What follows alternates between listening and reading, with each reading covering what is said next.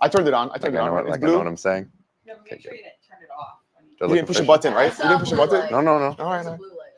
Okay, everybody, here we go. I don't push a button. Here we go. This is all the resources that we're going to talk about today. You guys, we'll email this out to you guys. You can scan it if you want, but don't worry about it. You got all this stuff. It's all on the team website. Okay, so just to lay some groundwork, right? Context on how we got here. So who has applied for a job and then said, okay, I'll take the job, and then worked for a month, and you told the employer, hey, at the end, just pay me whatever. Y'all did, because that's what you did for buyers, right? Is you had no guarantee of what you were going to get paid. You let somebody else decide. It's an insane way to do business, right? It's an insane business practice. But that's what we've been doing for the last 50 years as buyer's agents, right? Is just surprise me, and we could potentially work for 6 days or 6 months, and then we go to some, flat fee brokerage listing and they pay us 1%, and we just accepted that to be the case and we were okay with it, right? It was a really, really stupid way to do business, and that ends today, right? It ended on Saturday, and that's a good thing, I think, for all of us. So there's no more surprise me at the end. Kevin describes it as our paycheck as a buyer's agent was completely dependent on the skill of a listing agent to negotiate what the commission was going to be. And there's a lot of unskilled, cheap people out there, right? And we've all been on the back end of a 2% buyer's agent commission or whatever, after we did a ton of work for a year helping somebody and doing all kinds of stuff. And so now there's no more surprise me in the business, which is a good thing for all of us. And this is something to consider, right? In today's world is, why is there so few primary listing agents? Like there's a few agents in our town, and you know who they are, that do like 80-90% of their businesses listings. They don't even deal with buyers, and that's all they do. Like, why do you think that is?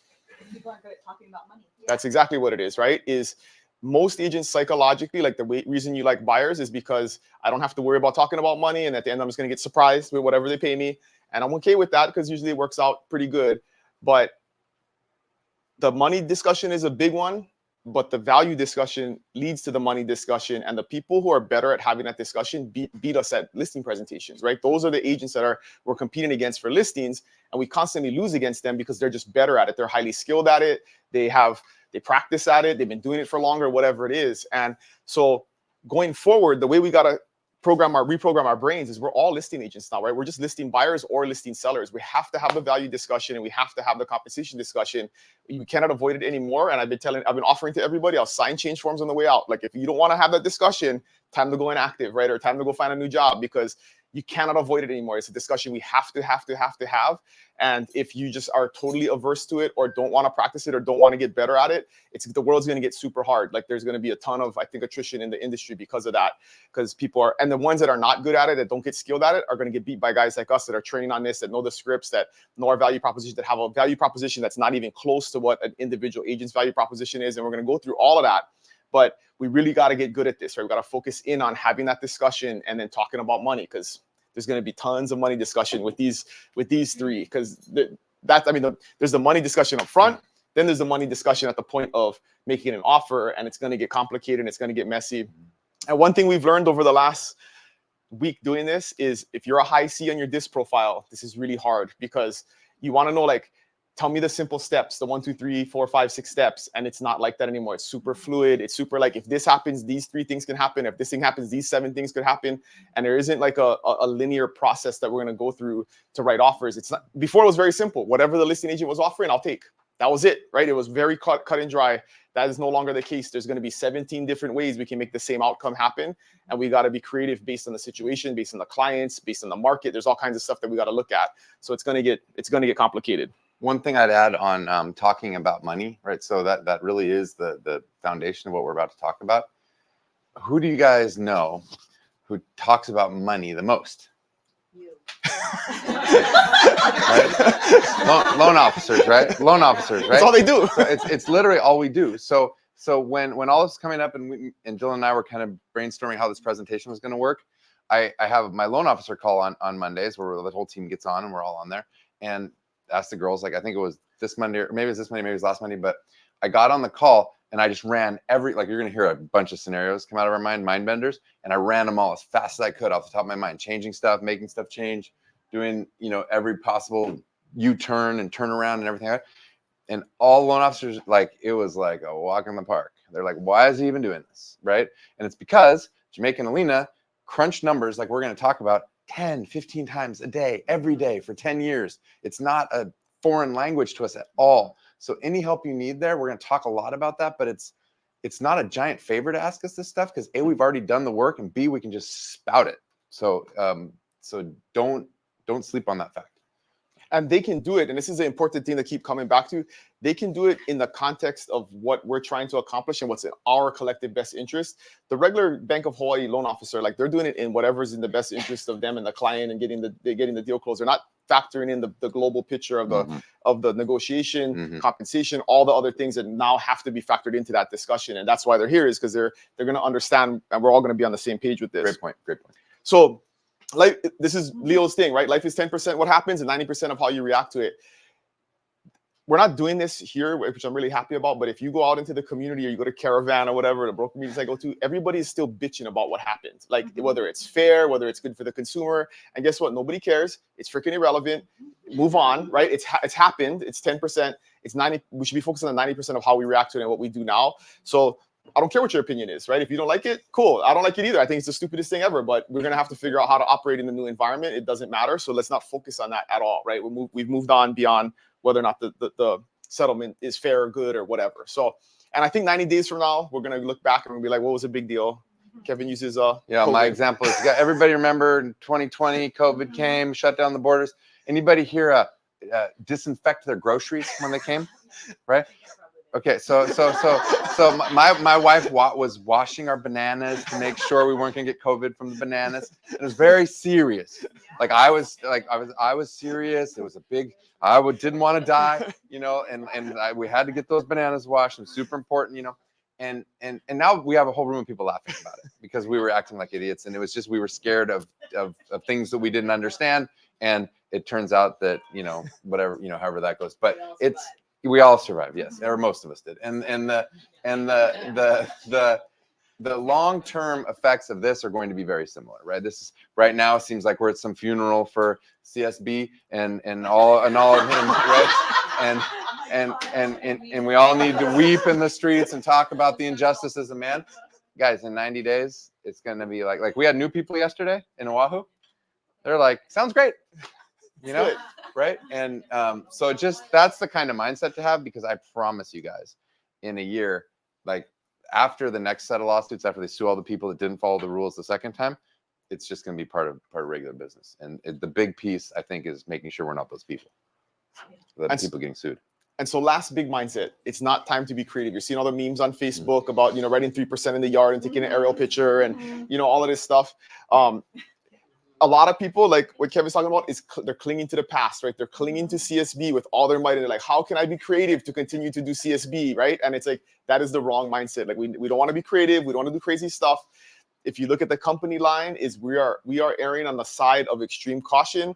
Let's let everybody else be creative and get sued and figure out how the dust settles, and then we're going to know how to operate. But we're just not going to do any of that stuff. So if your mindset is like, how can I still be creative about communicating CSB? Like, that's not the mindset to be in. And you're going to see that it's very, very unnecessary going forward. And the stuff that we're seeing, right? I mean, there was a Jamaica 40 million yesterday. I saw that when it first came out, right? But people doing email blasts with like CSB 3% at the top. That's going to be exhibit freaking A when the next lawsuit happens. Like, that is the dumbest shit you can possibly ever be doing. Like, do not, and I'm going to talk about why it's not unnecessary, but it's just an exposure to enormous liability, right? The whole point of the settlement was CSB is not fair. We're forcing people, we're scamming them out of money. And if you're continuing to advertise CSB and try and do it, like, you're just exposing yourself to more liability. And the lawyers are just like, you know, rubbing their hands, ready to go and file those lawsuits. So let's just stay away from that. And we're going to see, I think we've kind of figured out that it's really, really unnecessary to even have that discussion. But Dylan, are we going to make less money? No, the reason I want to hold on to the past because I think I'm not going to make my money. True. That's true. That's true. What's going to happen to me? This is a bad joke, right? But I made this joke yesterday. There was a time when, like, everybody had slaves and they just thought it was cool, right? Like, there's no big deal, right? And then, like, nobody knew it was wrong until, like, we kind of started deciding it was wrong. And it was like, there's certain things when it happens in life, people's, like, minds change. Women couldn't vote at one point in this country, right? I mean, there's like stuff, and we get past it. So it's like hanging on to the past is not the thing to do in this situation. Like, we have to move on and we just got to let go and we're all going to be better off for it. So, and you all got to raise. I think you all got to raise. I think it's buyers agents. We all got to raise. Okay, so here's the big. We are at the funeral, you guys. This is the funeral resolution. This is over. This is a celebration of life, right? But CSB is dead. It's no longer a thing. Celebration of life. So the people will hang on to it, but I believe in 6 months to a year, it's not going to be a thing. Like it'll be prohibited, strictly prohibited via additional court stuff and the DOJ getting involved. So just erase CSB. You know, they're dead to, it's dead to you. Let's move on. There's other ways we're going to get paid, but not through cooperating broker commissions. Here's the big mindset reset too. There's a couple on here. There's no guarantee that you get paid until it's in a PC, right? So this is the other reason why CSB is irrelevant. Is a seller can say whatever they want. You know, listing agent can say whatever they want. 2% CSB offered or whatever until it's in a purchase contract. It doesn't matter. The seller is not bound to give you that money, right?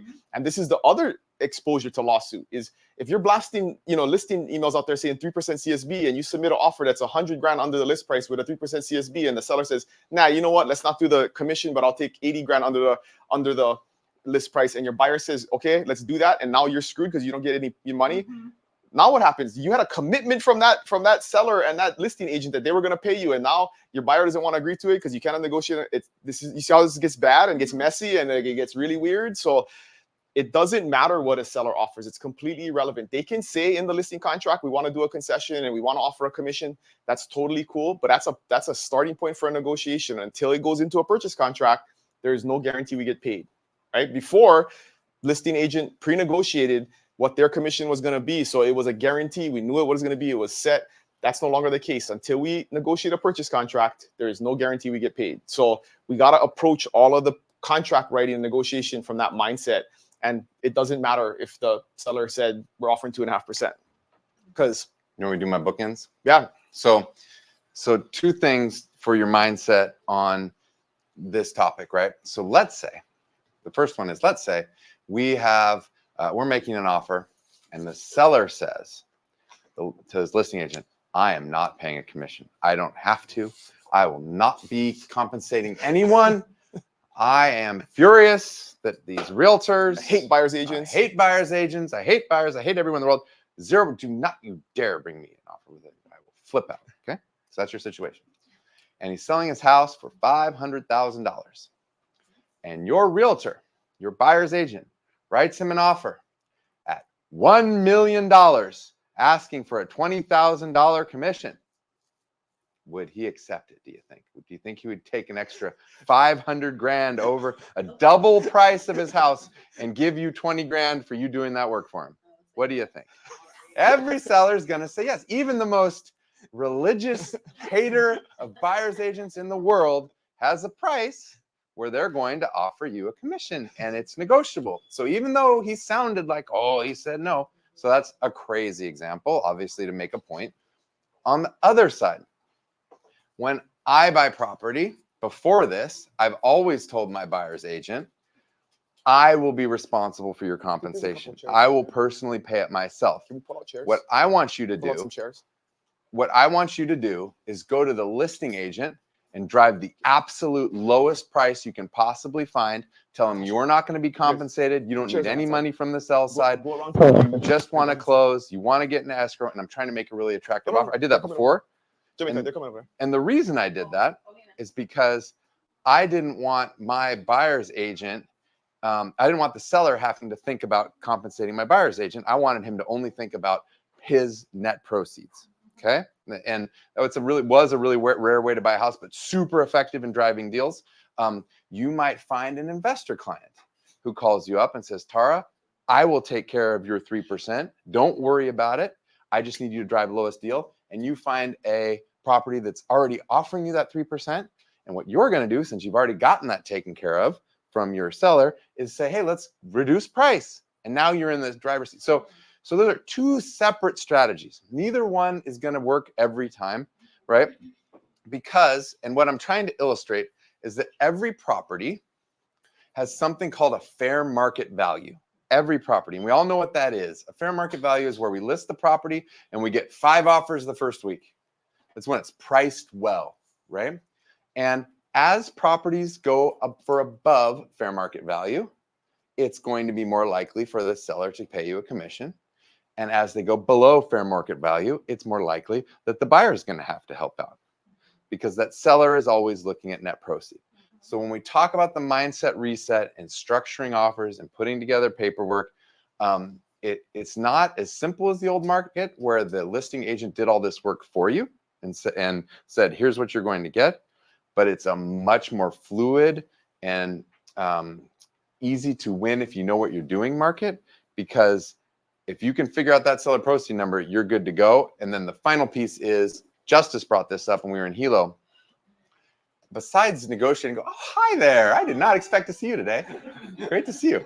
Special Hilo guest, yeah. guys. Special Hilo guest. Now I know why there was such. Yeah, okay. I love it. So the I lost my train of thought. Oh, the what Justice brought up is you're going to have to be really good at AVMs or at property. What would you call it? I call it CMAs. Yeah, CMAs, right? Because if you can determine as a buyer's agent now what that appropriate value is, now you know how that offer is going to go, right? Because if they're way above market and they're saying they're not paying any commissions, they ain't selling ever, right? Because the whole point. And that's where you can start negotiating. So that's a good starting point rolling into all our examples here. Does that help, guys, to really kind of get the juices flowing?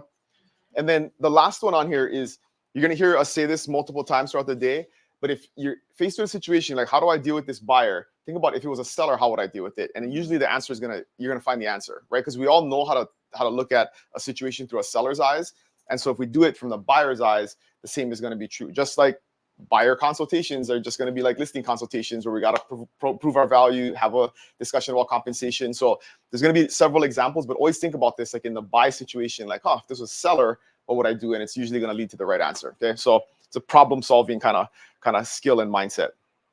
So this is where all the questions begin, right? So start raising you guys' hands and let's have a discussion. But this is the breakdown of what the old world looks like and what the new world is going to look like. So we're pretty familiar with this because we've been training on the contracts already, right? But the old way was the seller pays a listing brokerage X%, the listing brokerage splits that up, and they pay the buyer's brokerage whatever percent that they agreed upon with the seller, right? We all know that. That's the way the world was. EXP is not doing this. I don't think anybody will do this in the future.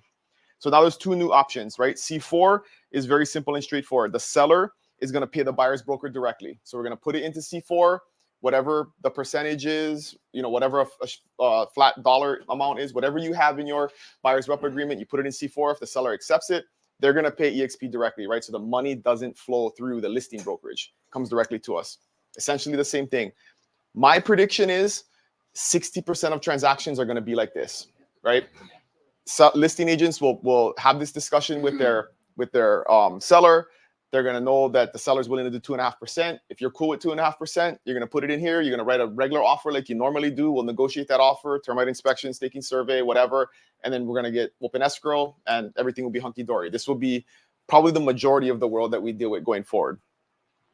The sellers that don't want to pay anything or don't want to offer or make it clear what they're offering, then C3 is going to come into effect, right? So the seller is going to pay the buyer a concession directly for commissions or any closing costs, right?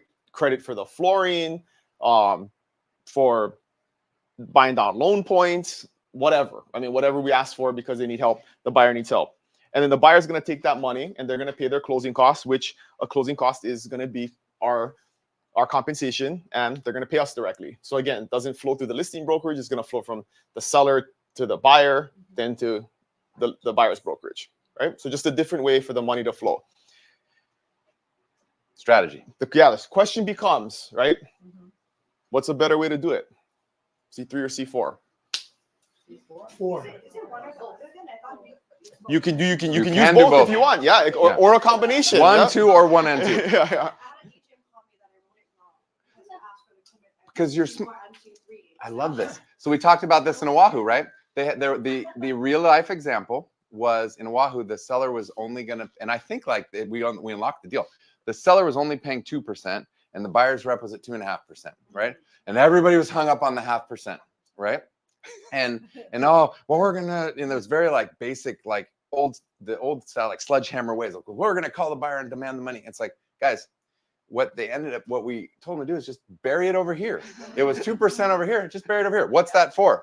It's to assist with my buyer's closing costs. Yep. of which your comp is, right? Right. And the intelligent way for the loan team to present the full closing costs, as we're going to talk about, is the down payment plus everything, right? And we're going to show down payment plus everything with no seller concession, down payment plus everything plus half of it paid, down payment plus everything with all of it paid. And in the middle, this will be option 1, 2, and 3. We're going to end up with somewhere in between. But what we don't want is what was happening in Oahu, where we get to the, you're going for it, and they're like, where's the 0.5%? No one told us this. We don't know anybody. We cancel. And then you're in the stupid situation where it's either cancel or lose your 0.5% because there wasn't enough information up front. And the big takeaway for this was, and guys, this to me was the big point. The whole buyer's rep agreement, which we're going to talk about strategies for getting it signed. But it's not a tool for being able to sue your buyer in the future if they rip you off. And it's not a tool to make them your captive prisoner so that you can, like show them around. And it's not, what it is all it is one important step in a professional real estate agent's process of supporting a buyer. That's all it is. One important step to make sure we're all on the same page. Everything's written down. We all understand, and that you can now provide professional service within the context of that agreement. Can I ask a question about Yep. your example? Yep. So you said C4, that was like the 2%. I'd keep it over there, but yeah. In the Oahu Yep. example, and then there was that 5.5%. Did you switch over from C4 to C3? No, you just passed the concession of 5.5. How Natasha did So it. here's the foundational principle of this discussion, and it goes back to the seller's offer of compensation is irrelevant, right? We no longer have to accept less than what we're owed in the buyer's rep agreement, right? So if a seller's offering 2%, that doesn't mean that's all we're going to get out of them, right? They can offer that all day long and whatever. They can say that that's all I'm going to do, but we can work it into purchase price. We can work it into a C3 concession. We can work it into all kinds of different things. Or the buyer can just understand like, hey, this is cool at this purchase price. I'm good. Kick it in the other 0.5%, and then everybody's happy, right? But you guys get out of the mindset of I'm just going to take whatever the seller is offering. Like that's not a thing anymore. You don't have to do that. You can if you want to, but you don't have to anymore. And I guess I'll inject the who read Full Fee Agent. This is the mindset, right? You guys remember at the end of the book when he talked about discounting commissions? So if you discount your commission 0.5 to 1% on every single transaction that you do, you got to work 33% more to make the same amount of money, right? Think about this, right? So if you're a 20 deal a year agent and that's kind of where you're comfortable being, now you got to do 30 deals a year in order, like it's a freaking lot of extra work, So you're better off just not even doing business with discount people and just focusing on people who will pay you a full fee, and you'll work 1/3 less, right? I mean, if you think about that, like makes a lot of sense, right?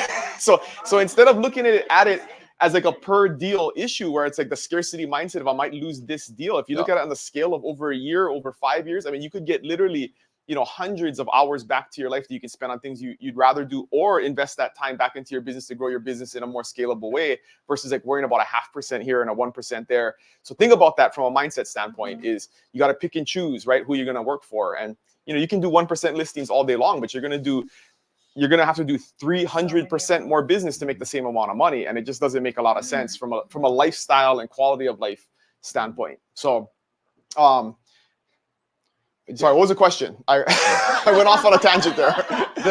The other crazy thing to think about is there's a price where you can write the seller's dog into the offer and get it.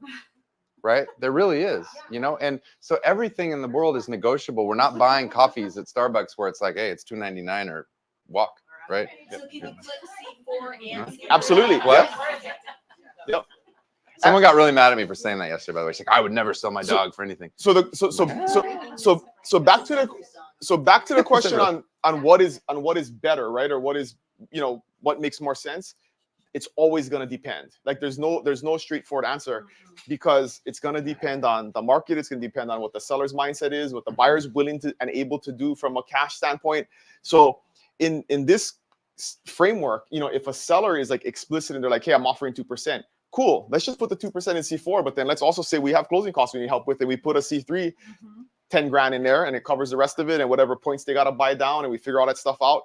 So you can use C4 if it's easy, which I think most sellers are probably going to, be offering some type of concession, so we can make that easy and put it in explicitly. But if a seller's like, absolutely no way I'm ever going to pay a buyer's agent, we're not putting nothing in C4. We're not letting them see it like as like an explicit thing in the contract, which is the first thing they're going to attack when they counter, right?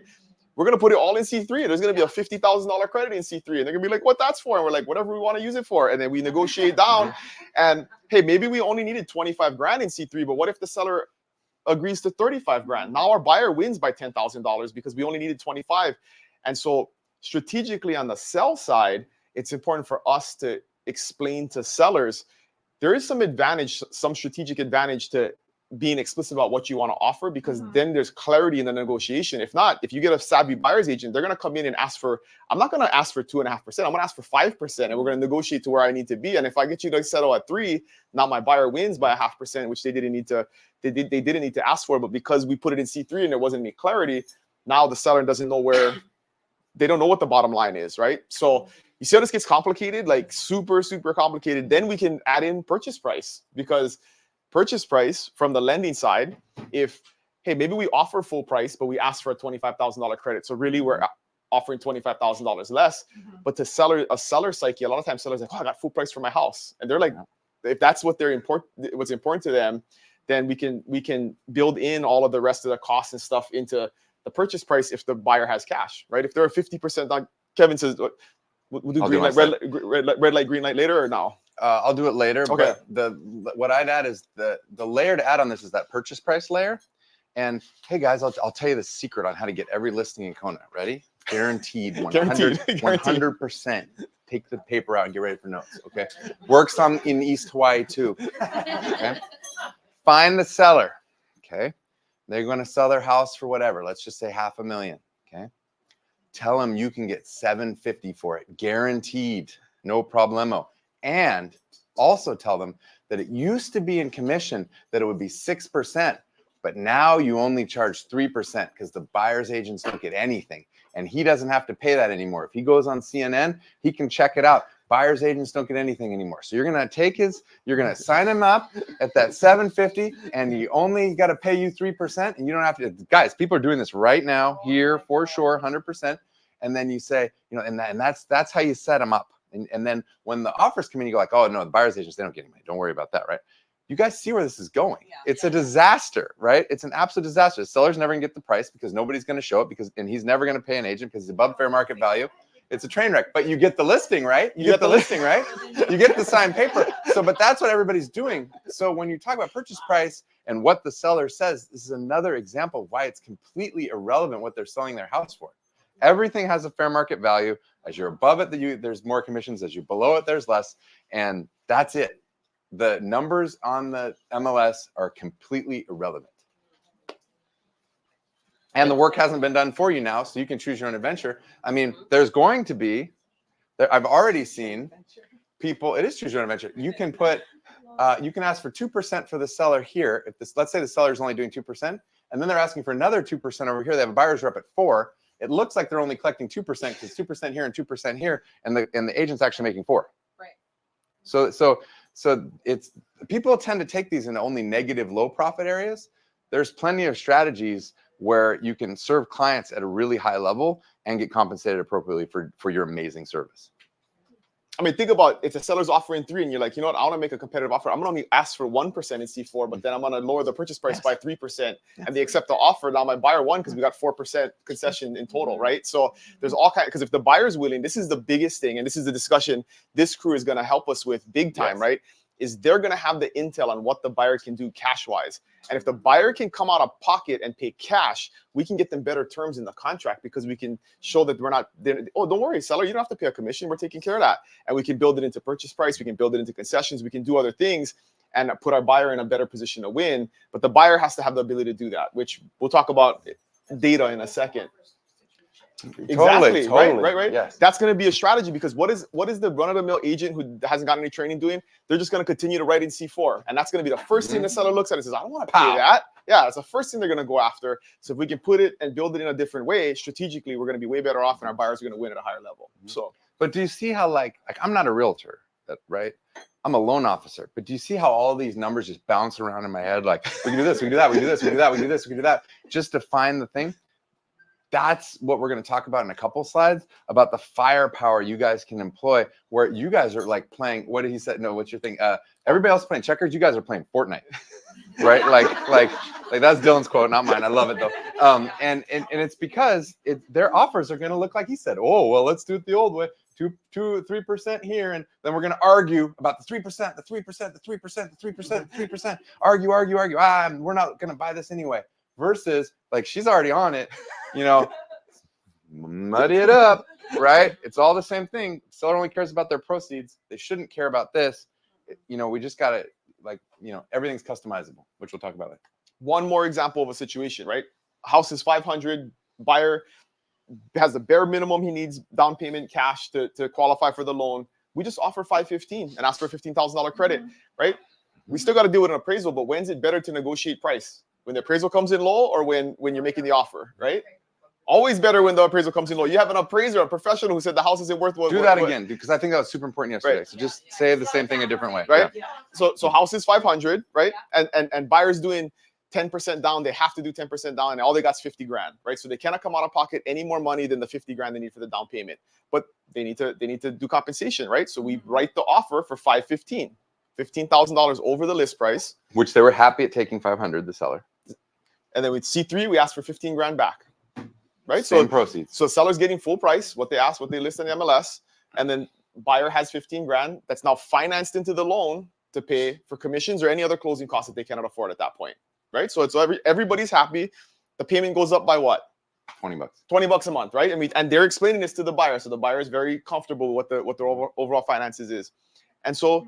Now we're good. I'll do that a third way. Now we're rolling the dice and seeing if the appraisal comes in, right? But I'd rather do that and then negotiate at the point of appraisal a month into the transaction than try and haggle over 15 grand during when we're making the offer, right? So think about the strategy on the and this works on both sides, right? Is you got to be, when you get offers as a listing agent, you got to be seeing all of this stuff at play, and then we got to at the buy side be thinking about all this stuff when we're making offers. So a big kind of epiphany I think yesterday, the day before was.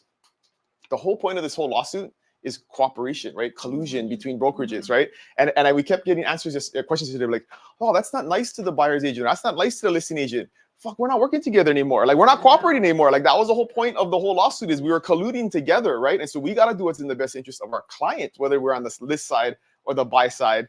Who cares if the listing agent is not uncomfortable explaining it? That's not our job. Like, you decided to offer no commission or whatever, or not be clear on what the seller wants to do. We're going to do what's best for our client on the buy side and vice versa, right? What is your other example? Yep. So we don't have to like put anything on special terms if we're using option C3, solely C3. Yep. We don't have to put anything about commissions and special terms then. No. Okay. You don't have to spell it out. You're gonna figure it out. And super important, right? In C3, we put a number in C3. We don't say what it's for, what we're doing with it, like, right? For buyer's closing costs. Buyer's closing costs, yeah. Dylan, isn't it C3 and then C4? I think the commission is first in the contract. It is, but for the slide, it makes more Oh sense. yeah, we did it the other way in the slide. So The are you sure? Yeah, C3 is the commission. Is it? C4 is the credit. If not, nobody caught this, and I've been doing this for Loan officers, guys, loan officers. Anyways, you get what I'm saying, right? I mean, My one, to put a bow on the whole thing, the drone view of this, like we looked at it from the right, we looked at it from down, we looked at it from up close, looked from far away. The final one is, if you list a house for $500,000 on the MLS with a $15,000 concession for whatever, flooring, whatever, what did you list the house for? $485. It's not a $500,000 listed house. It's listed for $485. 500 with the $15,000 credit isn't 500, right? So his numbers are the same. It's like they listed at 500. They're happy getting an offer at full price and accepting that. Let's say non-competitive, no biddy uppy, right? And you come in and say the opposite, like I'll give you 515, but you give me 15 back. It's the same thing in reverse. And the seller only cares about what money's going in my bank if they have a good realtor. And a good realtor, by the way, like this is the buyer class. There's also a listing class for this that's different, right? But and maybe we'll do that next time. But if you have a good listing agent and they throw all this over, they're just gonna go sell that to their client, get us in escrow, and away we go, and everything's gonna be nice and smooth, right? So it takes two to tango, right? There's a question, and that's why big teams are awesome. If you're working with a buyer, say, and it's a for sale by owner, and there's just absolutely no, Mhm. it's actually no commission, no closing costs. In fact, buyer has to pay all closing costs. Yep. There is no C3 or 4. That's not happening because the seller's not paying for anything. Okay. At that point, in queue, do you need to write what your commission is from your buyer or no? Nope, It's because buyer's rep? the buyer's rep covers it. Yep. But in that case, like Kevin was saying Still earlier, good. there's Pay a more. price where everything can be worked in, right? I mean, Right. and Pay more. if all of that is true, plus the seller's totally unreasonable on price, that house is never going to get bought, right? But at some point, the buyer could work that into the overall purchase price, so they have less down payment. So there's a way to figure it out. That's I a mean, fortune. That's what I call the Now fortune I'm cookie realizing problem. why. I wish I took this class yesterday. Yeah. There's Do a you way. guys have the fortune cookie game where you open the fortune cookie and you read it and you add in bed at the end? Like you're reading the fortune, or you add at school or whatever. Okay, so you know, right? So you every time you open your fortune cookie, it's like you're gonna have a great time in bed, right? You add it on the end, and it's funny. You say in bed. Okay, it's the exactly. It's the exact same thing as what you're saying. The seller is not willing to offer a commission, except you're going to add to every single time you try to say that at this purchase price. It's at this purchase price. The seller's not paying a commission at this price, I'm so bummed. right? It's fine. It's at this price. Right? Yeah, yeah. So it's at this price. You know, because as you see what I mean. I need a better example, but that's what I mean. Yeah. I have a listing question. So Dylan kind of knows about this. I have a listing where it's an ex-broker and he's all, oh, I don't have to pay anything. He doesn't want to pay anything. This but question goes over here. I don't know anything It's about this. okay. Like, So how do I advise a buyer's agent making an offer? Mhm. Like I know that if it's full price, he might be able to negotiate. He doesn't want to put anything out there. Mm-hmm, mm-hmm. So like what can I say to the other agent? Offer more. Put it in the offer. Exactly. Write it. It's- to the offer. It's just like the dog, right? Like you have this dog that you really, really love and you think is great. But if I add another $1 million onto the purchase price, will you give me your dog too? Like you're gonna think about it, right? Like I mean, so How much do I love that dog? at some point everybody's got a price, right? And so that's Okay. and the other I'm just seller, wondering what can I say? one of the Do that hot tub well, example. one of the most same thing as a hot tub, right? Like if we've all done this, we call the listing agent, say, hey, buyer really likes the house, but they want the Polaris in the garage, right? And what do we say as the listing agent? Put Write in it. the offer, right? We call the listing agent, say, hey, buyer really likes the house, but you think they would take $15,000 under the list price? And what does the listing agent say? Put in the offer, right?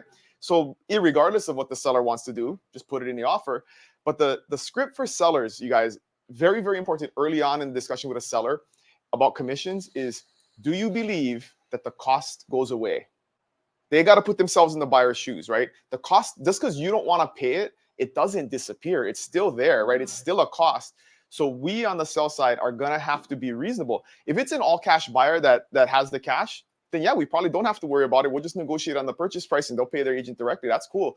But if it's a first time VA home buyer that needs help with closing costs, are you going to like say, and they give us full price and you're going to say, absolutely not, I'm not making any concession to help them with their closing costs? Like, okay, but that may be our only buyer for the next 6 weeks. Like, we really got to think about this. We haven't had any offers in a month. Like, are we just going to say absolutely not because they need help with closing costs? It doesn't make any sense. So there's going to be somewhere where the price is right and we're playing the price is right, right? I mean, so sellers We're really got like trading rugs. Like, I mean, it's going to get, like, Soraya tried to get, you know, she's very high C, she's in the back. We love you, Soraya. Where we're on Monday, it was all about like, well, how do we turn this into like this predictable process? How do we turn this into step by step by step? How can I get this onto Google, you know, and like, you know, there, you know, like, how can we make this like this? Guys, the old way was way simpler, but it was simpler because someone already did the work for you and they may have not done it the way that's best for your client and way that's best for your paycheck, right? Now that work is on you and you're going to do more paper pushing back and forth because, like Dylan just said, you're going to be writing it. Write it, and you're going to go back and forth a little bit more. But the people who do it a little bit more and are a human, not a chat GPT, and can make this stuff work are going to get paid out their ears because everybody's going to be looking for high service agents who can negotiate great deals for them. And the people that know how to do this stuff should be licking their chops because you're going to have unlimited clients ready to let you serve them at a high level for a fair commission. This is the crazy stuff that runs through my head at night. Okay, think about this. Consider this, right? We're about to write. Kevin's my client. We're about to write an offer, and the seller says, "I don't want to pay anything," right? And I'm like, Kevin, let's do this, man. Let's write them 3 offers. Okay, the first one's going to be $500,000 house. The first one's going to be 500 grand with a 3% C4, right? Cool. The second one is going to be 480 with no C4 and a $10,000 C3. And the next one is going to be 510 with a $50,000 C3, right? Dylan's gonna be loan officer of the year. You Right see what, you see what I'm doing? Give him a hug. And I'm like, we're going to sign all 3 of them, and we're going to submit all 3 and say, you pick the one you like. Yeah. They all do the same They're all the shit. same. They're all the same thing, right? At the end of the day, the net to the seller is all going to be the same. And the seller's going to be like, what do I do now? You know, like, and so. Yeah, multiple offers. but this is the kind of That's so stuff funny. we could. That's a good joke. We had prizes yesterday. I'm sorry to bring that. You win. That's very Good They were news. We got mugs. multiple offers, right? And let's review them. So, but in a legit multiple offer situation, think about how complicated it's going to get on the sell side. Imagine if you get 6 offers and they're all written in different ways, different purchase prices, different C4s, different C3s. We're going to have to be able to read those offers and then digest what all that means to the seller, and then let them know what the net is on. But wouldn't the these seller offers. counter everybody with what they want? Then They could, You know, yeah, and then we just- can we can reject it or counter back. I mean, it's all going to be enough. It's all going to be negotiated. so interesting. I mean, it's super fun. And Yeah. honestly, guys, I know we've given you a million examples. A, we expect a million questions. B, there are no crazy questions. C, we expect to repeat ourselves over and over and over, which is great. But I promise all this stuff is a learned skill, and it's a very high-paying learned skill. Question. Yes. So with your example of the 3 ways coming in, let's Yep. say I'm the listing agent, is there, like in that point, it's all the same cost, it's just different Yep. offers? Is there, I mean, I don't know, this could be off, is there a tax advantage to one of them? Would I want to tell my client, like, hey, you might. This is a great question, right? What is the most advantageous way to write an offer to a seller and a buyer, really? He has more costs that he can deduct. No, like there's one number that's the most important: C3, C4, purchase price, all of these things, right? Like what is the number that's most financially advantageous to a buyer and a seller? Lowest possible sales price. Lowest possible sales price. That's why right? my example of how I bought my house. Because if you're doing a $50,000 concession, you're still paying commissions on that 50 grand. If you do a $50,000 drop in sales price, nobody pays commissions on that 50 grand, right? So our highest fiduciary duty to a buyer or a seller is to get that sales price low enough. And what number is property tax assessed on? Sales price. Sales price is the most important number. If you're looking at it from a fiduciary responsibility standpoint, is the sales price going as low as possible is the best situation for buyer and seller, because they're paying commissions on the sales price. If you pay $500,000 but you ask for a $50,000 credit, they pay commissions on 50 grand. If we lower it to 450, everybody pays commissions on 450. The 50 grand isn't part of the commission And So, taxes. Yeah, And escrow and title fees and everything. everything else. Yeah. So to when you're talking about, and then potentially what your loan amount is, right? I mean, so your loan amount gets lower because you're borrowing less money. So really, that's a starting point from an advice standpoint. To a seller is like, if the ego is around, I want like $1 million. It's like that's not necessarily in your best financial interest. We're better off taking 980 and doing a 20,000, 20,000 off the list price versus getting 1 million and then paying a $20,000 credit, right? You know, like, let's say they're both married and there's. Yes. 500. Yeah. You know, then it all takes into. And their accountant could give them great advice, like take Yeah. less, or their accountant could say take more, or their accountant could say pay points. And like points are tax deductible and real estate fees aren't. So. This gets super complicated. We're not tax people, but I'm just looking at it from Yes. like the balance sheet of how much commissions you pay is based on the purchase price, and so that Consult your accountant. what's that? I don't know nothing about capital gains and tax. But But an accountant can go through that really quickly, and the high level is there's advantages to strategies, advantages to offer that aren't purely profit. An accountant can walk them through their capital gains and their property taxes and all that stuff, and a savvy seller will counter with what's best for them, and a savvy buyer will counter with what's best for them. So that's also going to affect the comps, right? If we do it that way. Oh, Yep, of course. sister. And your reputation amongst other realtors, and if you live in that neighborhood, there's all kinds of extra little things to consider. Yeah. Yeah. So you have to dig deep. Yeah, but everybody. But that's the point is that everything's on the table. That's the only point we have, right? You'll get advice from all your different people, but everything is on the table. That's why I use the dog as the example, because I'm just trying to illustrate that you can ask for anything, and they can say no to anything. And somewhere in there is how you're going to make your money is by doing what does every real estate agent have on their card? Master negotiator. According to who? According to who? Here we go. Right? Like, I just had a thought and now I forgot. oh, All right. Any other questions on this? Yeah. Okay. Moving on. How are we doing on time? All right. Okay. I think we talked about this, right? So structuring. This is just structuring offers. There's lots of different ways to structure offers. So think about that. And going back, I still think let's not overcomplicate this, right? I know this sounds super complicated, but I think the majority of offers will be a C4, very straightforward, right? So let's not be too worried and freaked out about this. Like if the seller's saying, "Hey, we're offering 3%," put it in C4, write the offer the regular way, and we're good to go, and we're down the road. A cool thing we have about the team, right? And this is something I'm super excited about, and Kyla's already on this, and the TC crew is already on this. Is in 30 days, we closed 85 deals last month. In 30 days, we're going to know exactly hard data points on what's being used in contracts, right? So they're tracking right now every deal that goes into escrow. Is it C3? Is it C4? Is it nothing? And so we're going to be able to go to our buyers and our sellers and say, hey, our team did 150 transactions in the last 60 days. This is what happened. 97% of them had C3 or C4, and this is what's most likely outcome is going to be.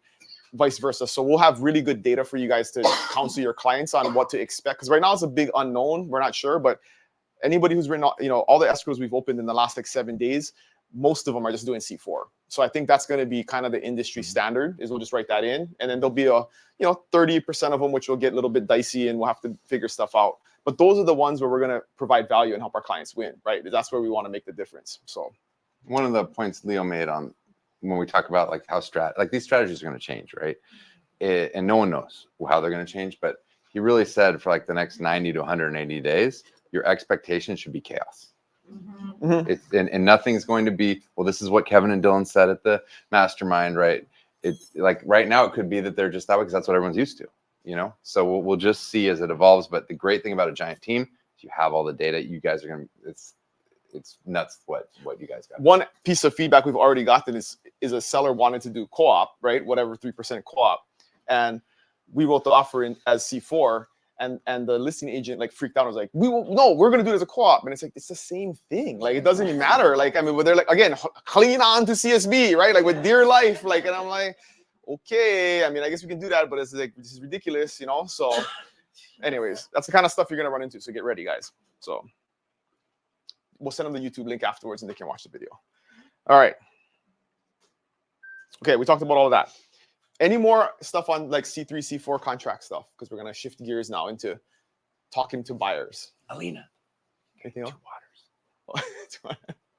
All right, so the big do not, right? The do not, and you guys all know this because I've been talking about this forever. Do not stick buyer's rep agreements in people's faces and expect them to sign them. Every single call I've gotten over the last 10 days from an agent crying said, oh my goodness, the buyer rejected me. They don't want to sign it. I said, walk me through the process. They said, well, I took the phone call and I answered their questions. And I said, they got to sign a buyer's rep agreement before I can meet with them. And I'm like, what did you expect them to do other than reject you, right? I mean, that is the most worst strategy you can possibly have. So what we have to do is we got to build into our process. We got to lead with a discussion about value and compensation, right? We cannot lead with, you must sign this paper before I meet with you. The buyer's rep agreement whole discussion, because of everything in the media and the way it's been presented, people look at stuff really black and white and simply. And yes, we need a buyer's rep agreement to open a door. Absolutely, that's the case. We don't need a buyer's rep agreement to meet with somebody at Starbucks or to spend 2 hours on the phone with them. Like you don't need that. And many buyers are gonna need to have that hand-holding, that touchy-feely, that consultation before they feel good about signing a buyer's rep agreement. So in our process, we just got to build in the option for a consultation before we have the discussion about buyer's rep agreement. So everybody hits me back, so I'm ready for the questions. Well, what about a Zillow lead that wants to see the house this afternoon, right? Got it. What if a seller called you right now and said, put my house in the MLS this afternoon? What would you say? Not possible. Why? There's a process.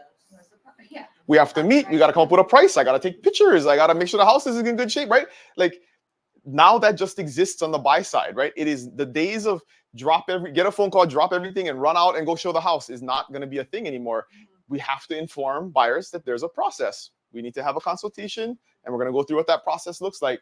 But just again, mindset reset. There's no more dropping everything and showing a property in 2 hours. It's just not a thing anymore. We got to have a discussion, and this is another kind of data point we're getting, right? I think like 70-80% of people will just sign a buyer's rep if you send it to them, right? I mean, definitely. So if you get that vibe that they're just ready to go, they'll sign whatever, then cool, get them to sign it. But if you get any type of pushback, don't dig in on the buyer's rep. Default back to, hey, let's sit down. Are you available for 30-minute Zoom call right now? I can send you a link. Let's jump online, do your buyer presentation, do your consultation, and then present value, and then we'll talk about compensation. But Dylan, you've been telling me for the last 2 years that I'm supposed to get the Zillow call, and the next thing I'm supposed to do is go meet the buyer at the property. Yep. And now you're telling me I can't do that. I'm so confused. I know, it's so confusing. Like, So the Zillow doctrine still exists and it still works, right?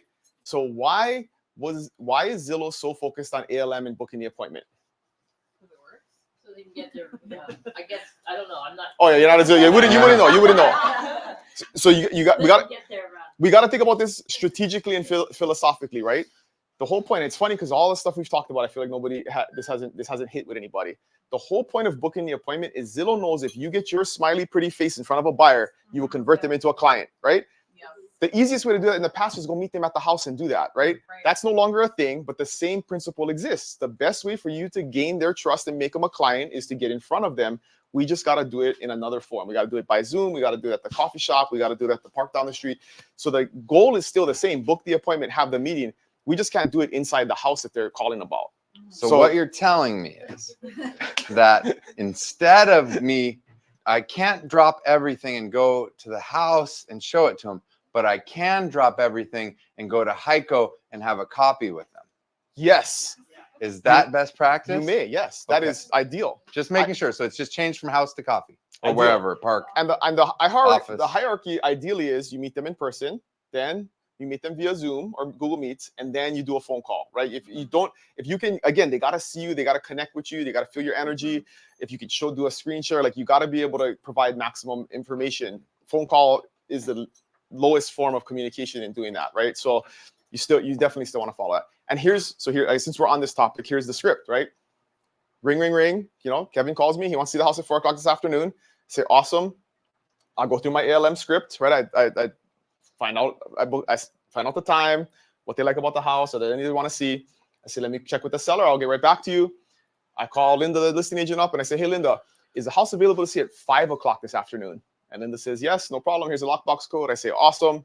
I call Kevin back, and I say, hey, Kevin, good news. The house is available at 5 o'clock this afternoon, but I know you're available at 4 because that's what you asked for. Can we meet at Heiko? It's right down the street from the house. I want to talk to you about what representation looks like, what our value is, and then we can go see the house at 5. Does that sound good? Let's do it. Right? I mean, so we know when the buyer's available, we can just build it into the process. If they're available at 4, they're available at 5, right? So, and if that doesn't work, then book it for the next morning or whatever it is. But we just got to build it into the process. The new goal is what I call a strategy session. Like the meeting, the consultation, the buyer's consultation. Mm-hmm. That's the new goal, meeting the client for that versus the new goal be meeting the client to show them the house. And the reason you want them, and I'm just repeating it in a different way, the reason you want to meet them for the strategy session of the buyer's consult is because that's where the conversion happens. That's where you get the client for life. It doesn't matter if that house is the house for them. What matters is you're able to start serving them. You're able to articulate your value that we're going to talk about. And that's why what I was saying, the buyer's rep agreement isn't this scary thing or this esoteric thing or this tool to sue people. It's just a step in a professional real estate person's arsenal of making sure that everybody understands what we're talking about. They understand what you make. They understand what your value is, and they're comfortable with you moving forward so that you have a smooth transaction. And here's the beauty to all of this. Is you don't waste your time anymore. I've gotten 15 calls about this anymore, right? Talk about the realtor. Shower. They pitch this process, right? Mm-hmm. And the person says, oh no, I don't need to talk to you. I have a realtor. I just want you to open the door. Boom. Thanks a lot, right? I mean, so you're done. How many times have we opened doors for somebody who had no intent? There was a realtor from Florida who called, tons of resistance to doing the consultation and signing a buyer's rep agreement. And then after lots of back and forth, it came out that their realtor, they had every intent to just represent themselves, and they were never going to use that agent. They just wanted them to open the door, right? So this is gonna, if you're not willing to sit down and have that consultation, you weren't ever a serious buyer in the first place. And that's what we need to know right up front. Y'all are gonna waste way less time, and everything is gonna be better, I think, because of it. So one cool thing, you guys, that we can relate to you guys with is now you guys are kind of in the same boat as us. What we've always had to do, we can't give somebody a loan if they don't fill out Yeah. There's so many people who right out the gates they don't want to talk to us, they just want the link. Guess what? They want the link from a lot of different lenders. If we don't get them on the phone or meet them on Zoom or meet them in person to show them our value, to show them, can we connect personally, if financing is a big deal, then they're more likely to shop. They're more likely to call other people, fill out other people's loan applications. If they're just going to look at the buyer's rep and go off of the buyer's rep and not you as the agent, they're more likely to then go call somebody else. And it's the same thing as us. We cannot just send the buyer the link. Here's the application. That'd be so easy for us. Fill out the link, give me your docs. Cool, you're pre-approved. But then we don't really get them. They have to talk to us. We have to get in front of them. So we can relate to you guys and we can help you guys with that process on how are we going to get you to meet them, talk to them, give you them your value. Very similar. I love it. Yeah, we're real smart. And if they don't want to meet with you, then that's a big red Flag. Big red flag. Had that yesterday. Total red flag. That's all you need to know. Yeah. So we just talked all about this, right? This is Monica's favorite acronym. What's BAMFAM stand for? Book a meeting from a meeting, right? So that's the new goal, is you always want to have that from that initial conversation, wherever it is, whether it's Zillow lead or it's friend at church, you always want to book the meeting, right? You want to book the meeting to do the consultation. So that's something that buyers like sellers, this is the example, right? A seller calls you, said, I'm thinking about selling my house. You say, awesome, I'll put an MLS this afternoon.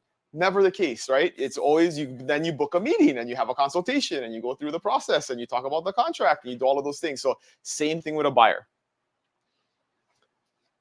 We talked about this already, dropping everything and going to see property is not a thing. We got to do the consult first. All right, so what does a consult look like? This is the easy 4-step process.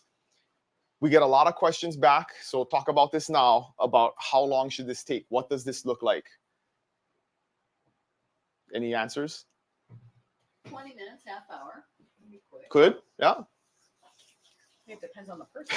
This is the magic answer to all the questions. It depends. It depends, right? If it's me, you better do this in 15 seconds because I want to go see the fucking house. Like I don't want to go on a date. Like let's just do this thing, right?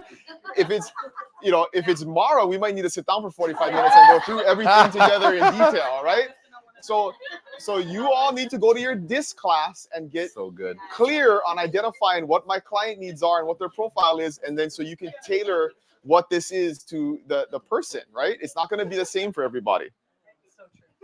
So here's the process. This is the 4-step process. The first one is explaining the process. This is the thing that realtors absolutely suck at because we do it every single day and we expect everybody else in the world to know what the process is. So the first part to this, and this is all in the buyer consult handbook, right? This goes step by step in detail, links, tools, all the stuff. But the first step in the process that we got to explain is there's 3 documents that govern a real estate transaction. Do you know what they are? Listing agreement, buyer's rep, and purchase contract. Right? So if we explain this to a buyer, now they understand these are 3 requirements. That's just it's a step in the professional process of representing you in a real estate transaction, right? So the first thing that's going to happen is a seller is going to decide to put their house on the market. They're going to meet with listing brokers. They're going to choose one, enter into a contract to put that house on the market. The second thing that's going to happen is people like you who want to buy a house are going to meet with people like me. Hopefully you decide it's me and you're going to hire me and we're going to enter into a written agreement on what the terms of that representation looks like. Then we're going to go shopping and you're going to find a house that you like and we are going to make an offer and the buyer and the seller will agree on terms and there'll be a purchase contract that will lay out the terms of that sale. And that's what's going to get us to the closing line. So those are the 3 things that got to happen. So now the buyer understands this isn't like a special thing we're asking them to do and we're not trying to scam them out of money. Like this is just part of the process, right? Everybody goes through this. It's very standard. This is what we do. We assume they know this, but they don't know this, right? So the process is important. And then we walk through all of the steps of once we have an agreement, so step 1 now is we've decided you're going to hire me as your real estate agent. Step 2 is you're going to get pre-qualified, right? You're going to talk, what is the list? What is the script for sending them to the loan officers? Have you been qualified? Do you have 20 minutes to talk to my loan officer? Exactly, right? When I introduce you to my friend Alina, she's amazing. She helps people like you all the time buy houses in Ocean View, just like you're looking at. She's going to need 15 minutes on the phone with you, ask you questions off the top of your head. You don't have to do any research. If you want to move forward with the process, she's going to send you a link to fill out an online application, ask you for some financial documents. Are you willing to spend that 15 minutes on the phone with her? If they say no, or, well, I'm busy and my dog is sick, red flag, not high intent home buyer, right? But if they say yes, because you've laid out clearly what the commitment is, what the expectations are, that's 100% of the time they answer the phone. If we use that script and we send them and Alina makes that phone call, they will answer the phone because they know what they're getting themselves into. If we just say, I'm going to have Kevin call you, they don't know who the hell Kevin is. They don't know if it's going to take an hour. They don't know if he's going to, pull their credit. It's scary, right? Because they don't have any expectation of what the process is. So step number 2, go to the script, say, I'm going to connect you with my loan officer friend who's going to get you pre-qualified. And then step number 3 is we're going to go look at houses, right? Because everybody wants to look at houses first and then get pre-qualified. So we're walking them through the process, right? We're walking them through the process. This is a prerequisite for us to go look at houses. Then we go look at houses, then we make offers, then we open escrow, then we do inspections. This is another part in the process where people get a misconception is that, well, I need to know everything about the house that's possible before I make an offer. And we know that that's not part of the process, but we never explained it to them, right? You don't get disclosures till afterwards. You don't do an inspection till after you open escrow. So we got to explain that process. So when we get to the point of making offers, we don't run into that objection. So it's just a process, right? All of this is in there. Anything to add to this? No, solid. Okay. After the process, then we present value. All the value stuff is in the handbook. And then you got to figure out what your personal value proposition is. But we have to present value because now we're laying the groundwork for an exchange of money, right? And if we didn't provide value, then nobody's going to want to pay us for anything. So the second piece is presenting value.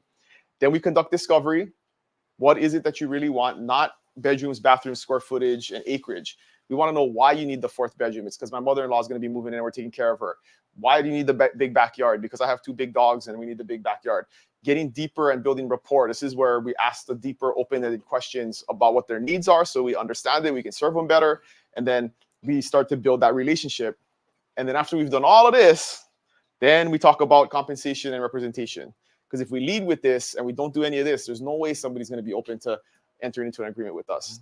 We cannot expect a reasonable person to want to do that.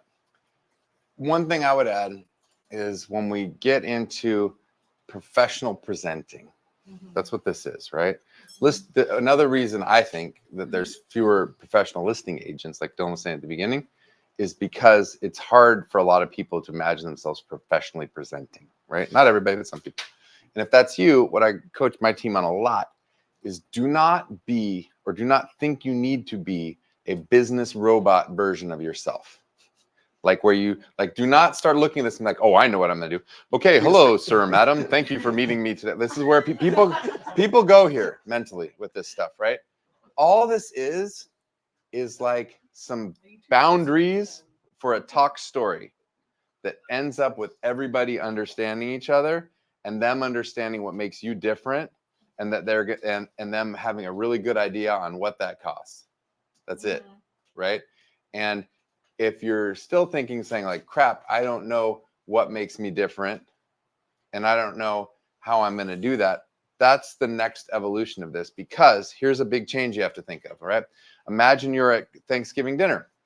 That's how it used to work. You're sitting at Thanksgiving dinner, your uncle's across the turkey from you, and uncle says, hey, Leah, the house across the street's for sale. I'm pre-approved. I'm ready to go. I'd love to look at it. You just go, great, let's go look at it, and we can write an offer this afternoon because you're getting paid, right? And you just shoot across the street. Now this year, it's Thanksgiving, you're sitting across the turkey from uncle, and he goes, hey, Leah, the house across the street is for sale. And you say, oh, no problem. Just got to get this agreement signed up real quick. You don't go through any of this. You're a crappy agent, right? You don't have any of this training, any of this stuff. You go, and I've just filled out the bottom here. It says I make $30,000 to sell you this house. Uncle's going to say, I can pay Dylan Onaka $30,000 to do it, and he's better than you. Why would I pay my cousin to do it? That's crazy. I could go get a professional. So what you have to think about now is you have to be able to explain to your uncle why he's giving you 30 grand, right? And yeah, maybe the seller paying all that kind of stuff, but that document puts the money into play.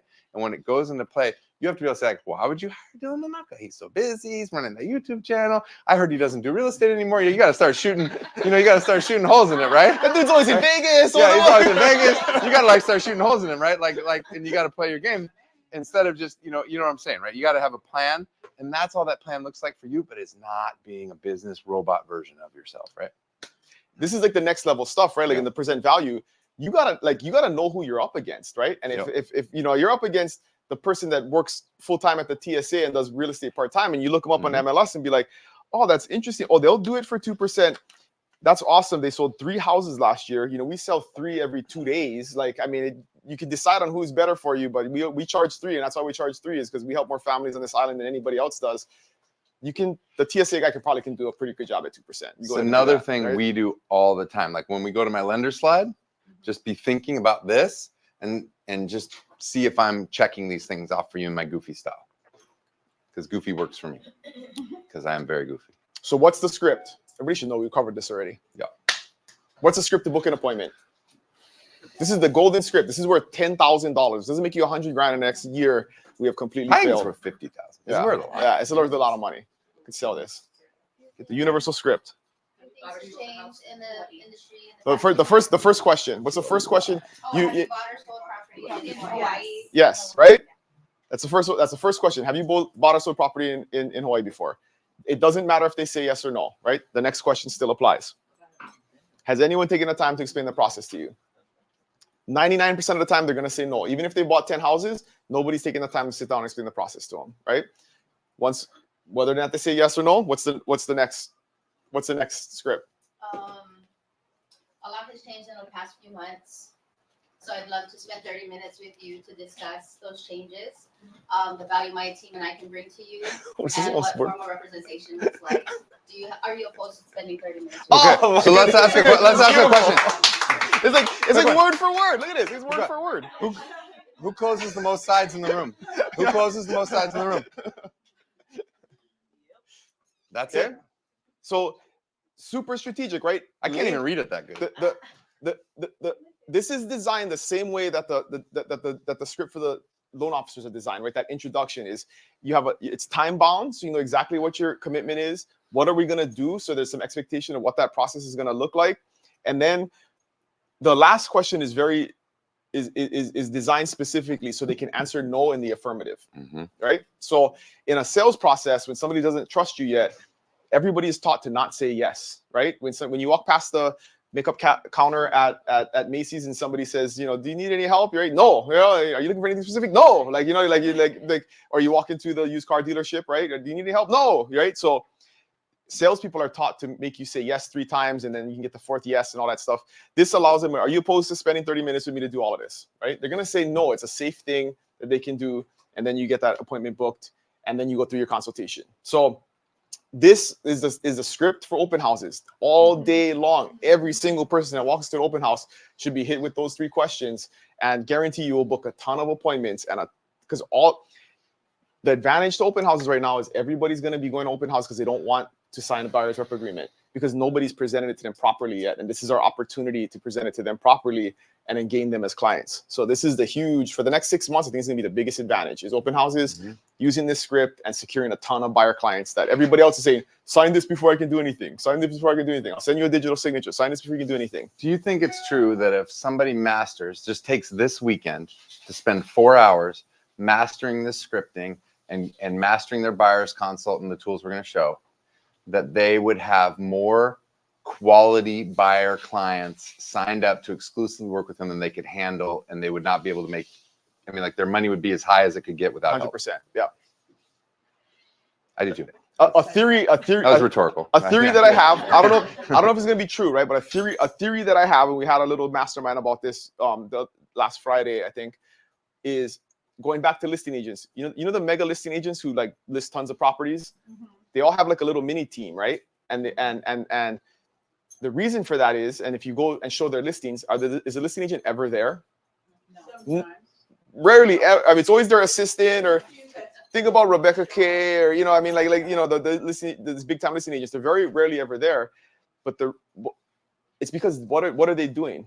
They're doing the consultations, securing the business, and then moving on and doing more of that. They don't do any. They don't attend the inspections, and they don't do showings, and they're not answering the phone to book the showing. They're not doing any of that stuff because they're using their highest and best use of their time to go on appointments and secure business. Right? You're really setting up this lender slide. I'm imagining a world, right? This is another theory that this is going to happen on the buy side. Some of you will excel at doing this and securing buyer business. And if you do, you should never get in a car ever again and show property, right? You should just do this, secure buyer clients all day long, have 3 friends that do all of your showings for you, go to all the inspections, do all the CMAs. You see where I'm going with this? Like there's going to be the dominant buyer agent is going to be the folks that are get really, really good and comfortable with this. And they're just going to have 3 assistants that do all of the work for them on the back end, right? Let me boil it down. So Yep. this is super important. When he says all the work, right? Yep. There's 2 things you cannot delegate. You cannot delegate the client acquisition, which is this buyer consult. You cannot delegate the negotiating, which is what we're talking about. That's the high value work. All the other stuff, what I like to say is if you see it on Selling Sunset, it's not your job, right? If you see it on Selling Sunset, an assistant can do it. That you don't see contract grinding on Selling Sunset, and you don't see buyer's consult. You see a bunch of driving around mansions, and that's not, it's the fun part, I know, but it's also the part that you can get help for. The people that are going to make the big impact are the people who are really great at those 2 things and have systems for the other stuff. Can I just ask you a Yep. quick question? Yeah. Back to that script. Yep. On an open house, and I know that things have changed because you have to have a buyer's rep, and you guys do this all the time, but you have to have a buyer's rep. So No, is there you can hold an open house, and you can hold the door open if you're there on behalf of the seller. Yeah. You can absolutely open the door, So and you that can be then you can do a dual agency if you wanted to. 100%. Yep. And that you have to move forward with that particular buyer, though, you'd have to do the rep. Yes, and so this is a great question. So this is my broker advice, right? Is I don't like the simplicity of telling people you have to get a buyer's rep signed before you open a door. That, yes, is true. That's black and white, right? But to me, you should have the buyer's rep agreement discussion at the point where you move into an agency relationship, right? Mm-hmm. So that can happen far before you open a door, right? As soon as you start giving them advice, giving them strategy, providing them with information that's not publicly available, you're entering into an agency relationship and you're providing them with value. And at that point, they should have a buyer's rep agreement signed. We're about to get into the lending slide here. But one of the things I would never, ever do is let them talk to my friend Kevin or Alina or Jamaica if you don't have a buyer's rep agreement signed. Mm-hmm. I'm giving you access to the most valuable loan team there is in the state with the most high value benefits to a buyer. There's no free chicken, homie. Like if you want to get access to that, guess what? You're gonna sign a buyer's rep. Please refer right? us this way. This is awesome. Like, you guys think we don't like that? I love it. Yeah. Right. So same thing. This is happening right now. They're doing such an amazing job that listing agents are asking for access to them to use them for their buyers, right? And what are we saying? You need to join EXP because they only work with us. Like, you guys got that? 100%. I'm 100%. I got an appointment this afternoon with a broker in Oahu who was so impressed that he wants access, and the agent said, "Oh, you need to talk to my broker first, so we don't give their contact Access to information us. out." Yeah, access to them. And so I'm gonna. Yeah. They're not desperate for business because they do a ton of business. Like I'm they're not- overrun. Yeah. They're serving a team that does 800 deals a year. Like they don't gotta go and bring donuts to Caravan. I'm in You know what I 7 mean? states. Like, Like so- I pick who I want to work with. So, but again, you guys, this is the high value shit that nobody's doing. Everybody else is sending their high value leads that they work really hard to get to some dude that works at the TSA full time, right? Like that's not a good look for your business. It's not strategically good. He brings the donuts to Caravan, but I got it. I don't. No, I'm not saying you. The guy at TSA does. Sorry. The guy at TSA does. But but like that. If your value proposition is I like them because they bring donuts to my YPN meeting, that is not a smart way to run your business, right? I mean, there has to be a higher level value proposition. I So- can freak you out even more than that. And this is like they push back on this, but it is absolutely true. If someone you're working with, and just please let it wash over the rocks, as I say, if someone you're working with, the primary reason you're referring them is because they're your friend, you are losing. Yeah. Now, hold on. Like, think about my business. If I flew from the mainland to come and be Dylan Onaka's friend, it's not a winning proposition, right? And it's not a good place for him to be in for making business decisions. the way you should start your business, it's not, and it's also not called the real estate friends or the mortgage friends. The way that you need to start your relationships is with high value business people who meet your business goals. And then Dylan and I are great friends. We go do stuff together outside of work. But we weren't friends first because we met in a context of work, right? And I want to be friends with all of my real estate agents, but a lot of them, I'm just a great business resource for them because I think you guys have friends, right? But what we're trying to do is fulfill those goals. And so we become friends. That's great. We're trying to feed our kids, though. We're trying to feed our kids first, right? Yeah. So, anyways, that's off topic, but it's yeah. Okay, last part of this, and we're gonna move on. This is important with all of this. Like we started with menu of options, right? There's no hard one size fits all solution to this. Some guys will just sign the buyer's rep agreement and not ask any questions. Some people will need a 45-minute in-depth consultation. You got to do what makes sense for the situation and be able to read that. The high C's need the science behind it. Tell me how, right? Tell me the X, Y, and Z, and it's really not going to be that way. There's going to be a lot of art, a lot of feel. We're going to have to figure out what that person needs and then do what makes the most sense. So keep that in mind. I wish I could tell you, just do all of this stuff and it's done. I don't even want to spend time on 10A bullet 2, but I guess we should, yeah. What time do we end? Does everybody know what 10A bullet 2 is? I think it's good. No, on the buyer's rep agreement? All right. I think it's good. We just do it. What time do we end? 11? Or we're good? We'll spend 2 minutes on this. This is just an important contractual thing that we gotta always keep in mind, right? So 10A is our compensation. 10A bullet 2 is the protection period, right? It's the buyer protection period. So this is important to understand this and then figure and strategically use it so that we can enforce it. And so what we put in here, and a lot of people have been just leaving this blank and doing 30 days. I think that's a bad idea. I think we should have 120, 180 days in here and clearly state to a buyer, because this is what's going to protect us when we do a 1 day, a 1 week buyer rep agreement, right? If somebody needs, we've surveyed the battlefield and they're only comfortable with a 3-day buyer's rep agreement, and I would say take it, spend the 3 days, earn the business, have them then feel comfortable signing a longer term agreement. But if they don't, this is what's going to cover you. If they buy any of those homes in those 3 days, whatever you put in here, when the agreement expires or is canceled, you're still entitled to compensation if they buy any of those homes within this time period, right? So use this strategically in terms of when you're doing like short term, or you're like you don't have a real committed relationship with that buyer. This is what's going to protect you from not wasting your time, because what's going to happen is they're going to be like, hey, show me around town for 3 days and then I'm going to go buy from the listing agent. And so if you have a short-term one for 30 days and then they want to work with you longer, can you use the same rep and cross that out and put 1 year and they initial it? Or do an amendment? We don't have like super clear guidance on like, I mean, I think an amendment will work, yeah, or just have to sign a new one when it expires. Just get a fresh one signed for longer, yeah. And then so here's just best practice, I think, with this on the listing side. Who knows what is required on the listing side when you want to enforce your protection period? Name of a list of names, right? Within 10 days of the contract ending, right? If you don't do that, you cannot enforce the protection period. I made a suggestion to the Standard Forms Committee and they didn't take it, but I thought something like that should be in here because there's no guidance on how we actually enforce this. So I think as a best practice, let's just do what the listing contract says. And if somebody severs the relationship with you and the contract ends, send them a list of properties you showed them and say, hey, under 10A bullet 2, these are covered. If you purchase any of these in the next 120 days, I'll be happy to represent you, but we will be entitled to compensation. Thank you very much. Have a great day. Right? So that way it's in writing. You've presented it to them, and there's clarity. This is a 1% problem. We're never going to run into this, but just so you're using it and protecting yourselves, I want you guys to be aware of it. Okay? And the XP has decided not to do B. We don't have any way to collect the money. So they're talking about maybe having a portal where, like, if you want to do a consultation fee, who would charge a consultation fee? Yeah. So yeah.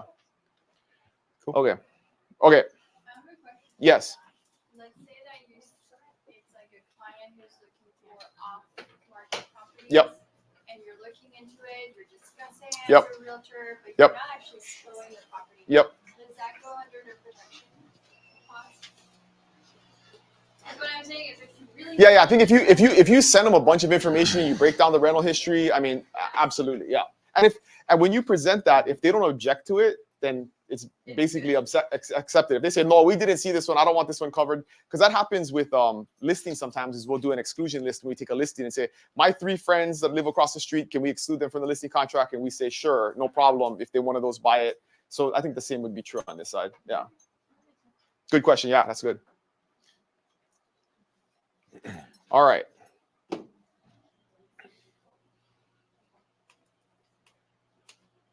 Okay, lender strategies. Should we lead with when value begins, or wrap I'm going up with to. that? I'm You're going gonna lead to. with that? I'm going to. Okay. You want me to lead with the real estate part? Yeah, that's good. Okay, so this okay. So yeah, this is some golden stuff that we came up with. Like really yesterday we came up with this. So as realtors, where do you believe the bulk of your value is experienced by the buyer? What we just talked about, the whole stage of the transaction, right? From initial meeting to post closing, when we still give them vendors and advice on what their house is worth. Like if you take the whole thing, showing property, negotiating a contract, opening escrow, if you had to say, put a value on that process, where is the bulk of our value experienced by the buyer as a real estate agent? During the transaction. Okay, that's one question. Negotiation. I think the beginning, Showing houses. Anybody else? So this is my opinion. You can, The resources that we have. Okay, yeah. I mean, this is all true. I don't think there's any wrong answer, right? Negotiation and manipulation and working Psychology. relationships and the psychology. Dark psychology. No. For sure. Okay, Yeah. this So is you're- good. yeah, Yes. you're good. Okay. You're doing good. This is perfect, right? Therapy. So understand this, because I think most realtors get into the business thinking that their primary value as a real estate agent is selling sunset, getting in their BMW and showing really pretty houses and going out to lunch. White and, BMW. and right. But consider this, you guys. Any monkey can go show property. Like that is a slow skill job, right? Like anybody can get in their car, pull comps from the MLS and send it to their, send it to their buyer and say, let's go look at these houses. Like that is not valuable. The reason that when you survey consumers, most of them think we spend 15 hours working for them over the course of the transaction, is that's what they see and feel because we're in the car with them, right? They don't see the high skilled negotiation. To me, it's the point of writing an offer to closing is when 80% of the value as a realtor is experienced by the buyer, even though we don't do a good job of communicating it and they don't even understand it, right?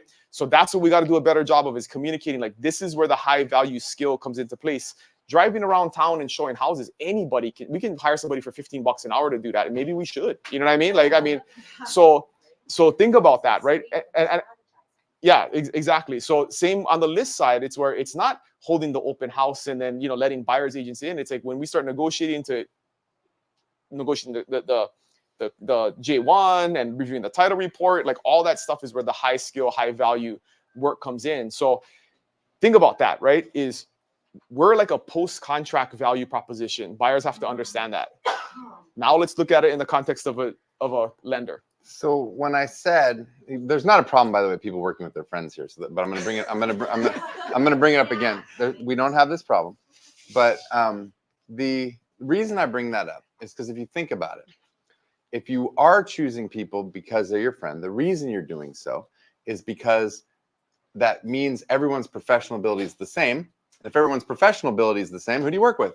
Your friend. Why not? Everyone's professional ability is the same. You work with your friend because you trust him. And when you think about the lending profession in the context of how Dylan just brought it up, I'm going to ask you guys the same question. Where in the transaction, like what is a loan officer or a loan team, where are they most valuable? Are they most valuable to you before contract, during contract, or after closing? When is the greatest value? Before, After, keep in touch. So. after, During. So we got all answers. When a typical loan officer gets up in front of you at your realtor parties, because they bought the shrimp cocktail, and they take their chance to get paid back for their shrimp cocktail, standing up in front of you, what do they talk about? We've got low interest rates, and we've got a program for homeless people with 0 down, and we've got this and we've got that, and we're really great, and we're not gonna screw you.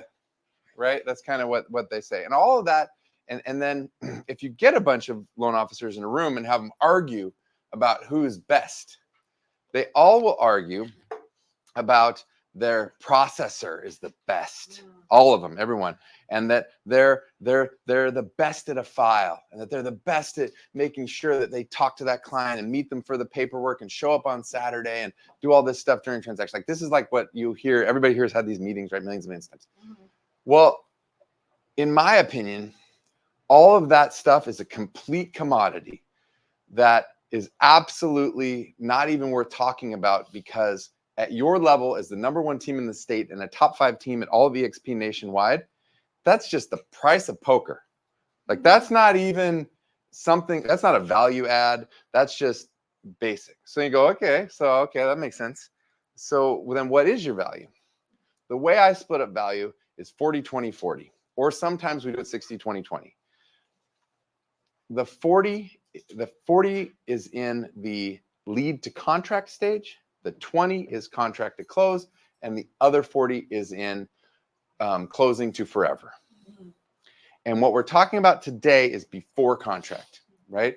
And there isn't anybody, like, when everybody wants to argue about that back end stuff, like, we got the best back end you've ever seen, but I'm never going to argue about it, because all I want to talk about, and these girls know, because it's a mind shift for them too, coming over to NFM, is front end horsepower. And what do I mean by front end horsepower? I mean support for real estate agents. Everybody here who's worked with our team knows that the biggest difference, if you really think about it, is what happens between when you send us a lead and when someone gets into contract, right? Because you guys need information that should happen during the that process, and we already have it. Like, all this stuff, like, I'm making all these big promises. We're going to give you all the numbers. We're going to calculate everything. We're going to do all this, blah, blah, blah, blah, blah. Guys, it's like 2 minutes of extra work at the most, because we've already done it, right? And teams like mine that, meaning the girls, right? Not my personal production, but teams like mine that focus on front end, like, we're not scared of any of this stuff. Like, we're here to help you. This is our job, right? And when you have a big team, like, the thing that I'm known for, like, nationally, is big team lending. Like, that is my special purpose, right? Situations like this, you cannot do big team lending. If you had a just a regular loan officer come in, and everybody on the agency team started referring them, what would happen? Nobody would get called back. They would die, right? Because this is, for loan officers, your team, the major leagues of baseball. This is not where you come and send some emails and hope to get some stuff. This is the major leagues, 10,000 leads, hundreds of pre-approvals, tens and tens and tens of closings a month, like a giant ass team. And if you were only that solo loan officer focused on that, getting us to the closing line, why do you guys think that they weren't able to do it for you for so long? Because they don't have support, right? They don't have support. So the way we're built out, all of us, is that back end part that everybody's saying is so special is not where I want my loan officers focusing. And they're like, oh my God, where are we going to lose our files? We're going to lose our clients. You know, we need to keep all that control. That's our value. But now you're seeing the ladies who are working with all of us, all of that value is on the front end, and that's what we're here to talk about, and that's where you need to engage us. So, intro. Let me inject this perspective, because this was eye-opening for me, right? Is just like, if you look at it from the realtor perspective of the showing houses part is really invaluable because anybody can do it. The post-contract part of the lending job, pretty much anybody can do, right? It's just filing paperwork. It's pulling credit report. It's sending stuff in. Like, any kind of idiot can do that. It's not a highly skilled job to process a loan.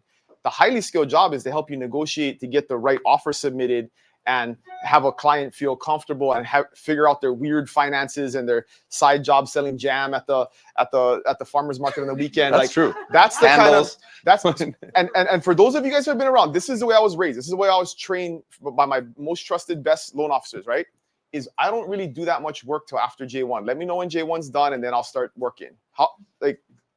That, right? I mean, that's how we were trained. That really the loan process doesn't really start till after J1, because I don't want to do any work unless if it's gonna fall out before J1. That's fucking insane, you guys. Like, I think about that now, and I'm like, why? That's why 30% of deals fall out after on financing after J1, is because nobody does any front end work. These guys, I've never seen a deal fall out because of financing. Not once. If they get you pre-approved and we get under contract, it's 100% gonna close due to, it could fall out because the property doesn't, weird stuff happens, but it's not because the buyer doesn't qualify, because all of the work has been done up front. And that's how we guaranteed get paychecks at the end, because we're not wasting 30% of our deals on lenders starting their job after we open escrow and after J1. That's why traditionally it takes 60 days for a lending to get closed. They were blowing minds by 21 days. People think they're doing some voodoo, like illegal stuff. It's like, but if you've done all the work and you order the appraisal on day one, which they'll eat if it doesn't close, you can close the finance deal in 21 days. Easy. 18 days. I've said 18 FHA days. in Pune. Yeah. But it's just a different way of doing business because all of the front end work has been done versus waiting till after we open escrow. Does that make sense? So it's like mind blowing, quick right? question though from yesterday. Why do loan officers in general, like, because we're trying to, this isn't like me being anti the community, right? Because I love the community and but why do they wait till J1? What's the strategy there? It's too hard to do the front end It's stuff. impossible. It's They're too not hard. lazy. They don't They're have not any, They don't have bad. any help. Yeah. They're not lazy. They're not bad. They don't hate you. They're not, cuckoo. They're gonna focus They on have no help. And they don't know how to run a team. I only want to work on contracts that are open because that's where I might get paid. I don't want to help do all the front end stuff that's hard and complicated and and I might not get paid. And they get to a spot. They get to a spot in their business where they all would like to come and talk and have this spot and blah blah blah, right? And then three times a week I get asked to come and bring donuts to the office meeting. And let's say they do a great job and all of you guys love the presentation, and after they leave you want to send them all your leads, right? They don't want them. So it's stupid because they come and once they got the leads, they can't do all the work that's necessary. Like guys, if you knew all the work that me and Dylan do in order to make sure that we can handle the lead flow from 140 agents and all the questions that come from that and all the pre-approvals that come from that and all the high degree of and all the promises we make, they don't want that job. They think they do because they calculate some kind of paycheck for themselves. But the reason this disaster is over. So anyway, so this is I think you guys kind of understand, but let's talk now. We beat that horse. Yeah, we beat that horse. Sorry. I get really excited about it. But so what do we do then? How are we helping? What's the point here? Okay. The first thing you have to remember about a buyer, right? Because this conversation we've had today is about you and your paycheck. It's not about your buyers right now. It's about you and your paycheck and how we're going to write things and how we're going to figure things out, plumbing that clients probably aren't going to get. So put yourself, the salesperson always thinks about who? Wrong, very wrong. Yes, thank you. Tasha, star student. You always need to be thinking about the client and what's in their brain and their motivation, because your job is to lead them to a bigger future. So you have to figure out what that bigger future is so you can do your job. And a buyer, I promise you, with all of my years of experience, only cares about two things.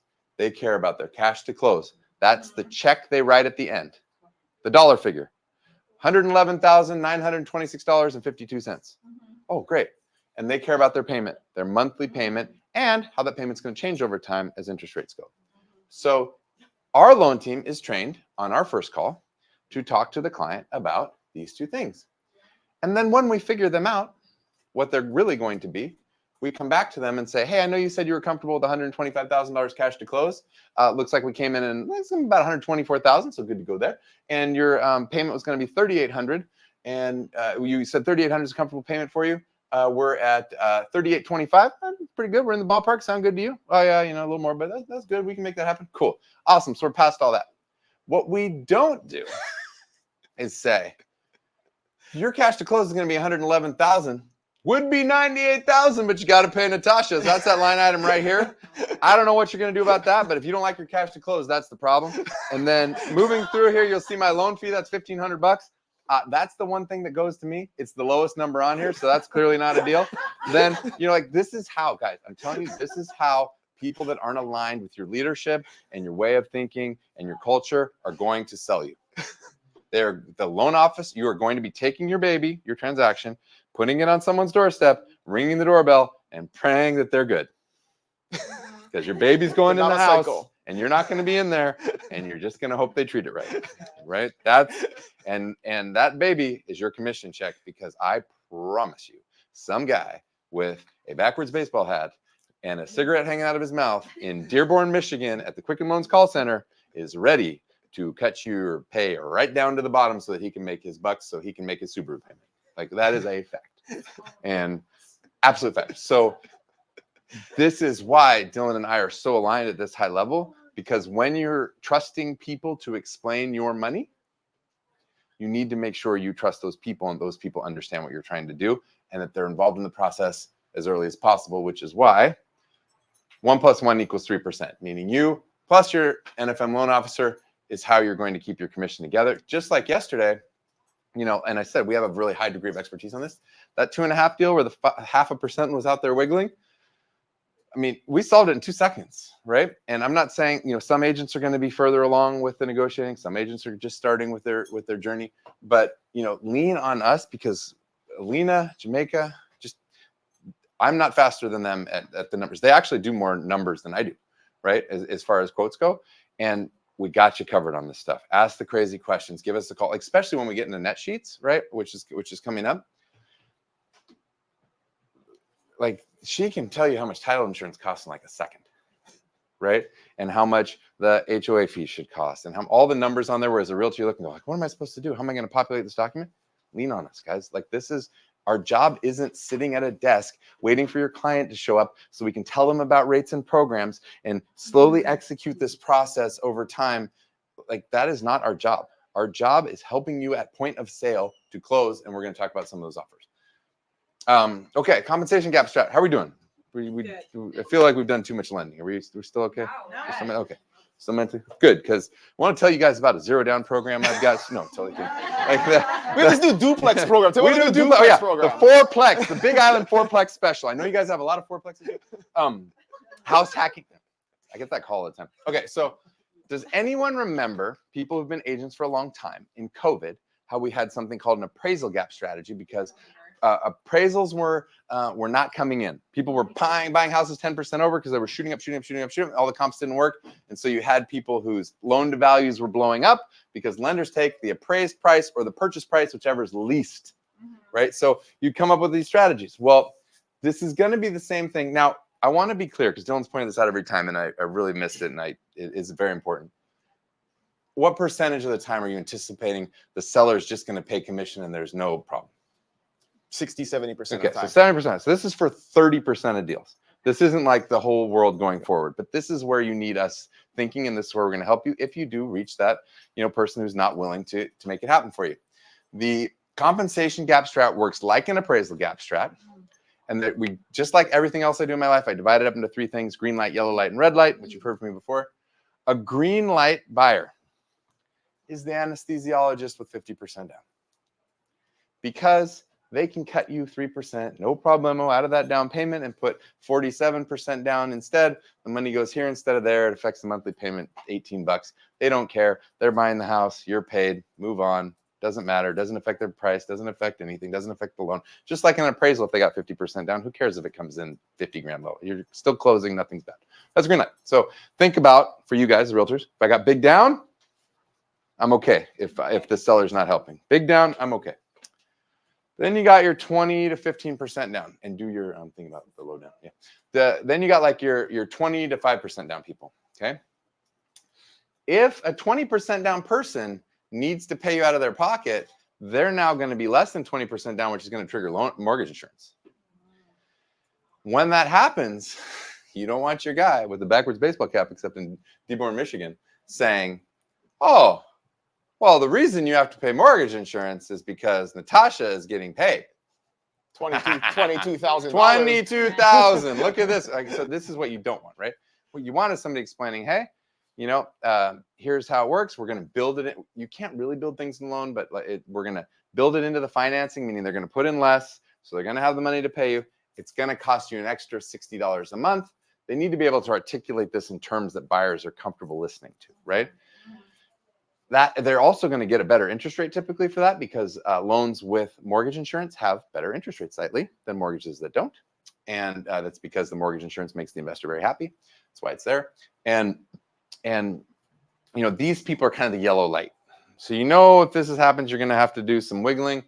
We got you covered on this. We can explain the numbers. We're very happy doing that. Your baby is very, in a warm embrace. Then you have your red light. And I'll do the red light thing first. So you have your red light. So red light's going to be your 0-down people. We do have a good number of these out of your group. This is 0-down. This is maybe even our program with finance closing costs. These are the people that were getting a $10,000 credit. If the seller is not able to pay your comp and the buyer is not able to pay closing costs, and we're financing 101.5% for non-veterans on our NFM Flex, which some people have already done, you guys need to know from us and the client, like, hey, they've got $6,200 in the tank, and you're going to need to get a credit from the seller to pay you, or that house isn't going to work, right? Because what's going to happen is people are going to not take that into account, get in a contract, get to day 15, and your comp is going to be the difference between them buying a house and not. And then we get into situations that are super uncomfortable, right? So that's the red light. For the red light, we're going to help low down payment people. They're not going to be left behind. But we do need a really strong strategy in place with all of our NFME stuff where we say, like, hey, if the offer's over 380, call us. If where we're super involved. But Dylan has a great point about how many kinds of times that's going to happen. So I love perspective and data because we're focused really on, the 70% is going to be the C4. It's going to be straightforward. It's good to go. That's probably going to be most of the world. We're really talking about like the 30%, right, of the weird deals now. But most agents, I feel like, are in the mindset of the red light borrower. Like, oh my goodness, what about my borrower who cannot pay me, right? That doesn't have any down payment money. So I like to go back to, like, what does the data actually say about that, right? So Big Island numbers, how many deals in the last 12 months in the Big Island have closed cash versus financing? Those have come before, no. It's 50-50, right? 50% are cash. Those cash buyers absolutely have the money to pay us. That's not an issue. Take them off of the table. We don't have to worry about them at all, right? Out of the 50% that were financed, if we take that as a whole, right, as 100% of the finance deals, how many of them were a low down payment program? Low or no down payment program? 35. Nope. 10. It's 12%. Okay, so 88% are conventional loans, 20% or more down. Again, yellow light or green light, super easy. We can figure this whole thing out in the finances and no big deal, right? 12% are VA, FHA, USDA, some type of really low down payment program. So if we roll the 12% into the entire buyer pool, it becomes 6%, right? Because 12% of 50%, if you go to 100, we're following the math here, is 6%. So only 6% of transactions that happen on the Big Island are a low down payment or no down payment program. Yes, we're going to have to help those people. And we do yes, 5%. We do 100% of those. We're going to have strategy. Yeah, we have a ton of those because people don't want to do them. But let's not build our whole entire business strategy off of the 6%. Let's focus on the 94% that are going to be very easy to deal with, that we can finance in very simply. And so we got to worry about these people. We're going to have strategies for them, but that's not going to be the majority. You might do one every year, right? I mean, if you're doing 10, 15 deals a year, you might do one or two. It's not going to be the girls in Puna do way more because there's a lot of lower cost properties on that side. But I mean, raise your hands. How many of you guys have done a zero down loan in the last 6 months? Here are issues usually income and property are the two issues we usually fight, right? So we're all worried about the green light people, the low down payment people, but that's going to be a very small percentage of our overall business. And so don't build your whole strategy around. You cannot go into a conversation with a buyer thinking that every single buyer is broken, they cannot pay you, and they're a green light buyer. That's a good point. Yeah. Because we got to go in assuming they can, and if they cannot, then we're going to find a strategy to help them. But 95% of the time, they're going to be totally cool. Everything's going to work out. We're going to be able to figure it out. The crazy shit on this, just to like go off the record for a second, the number one we do a lot of save a deals for your guys group, right? A lot. And the one thing that we find probably like one out of what's a save a deal, Kevin? Oh yeah, great question. So save a deal is when you're in escrow and the other lender makes everybody really uncomfortable somehow. And you are much more comfortable having us do it, and we come in and take it over. And we look at the problem and take it over. Right? It's I don't know, something 30% of our pipeline, something like that, is us coming in and cleaning up the mess. The really good news is on Big Island, almost all of the other mortgage people are happy to give us the files now. Like they just send them right over and we take them over and they got big grins and they're totally cool because they want to.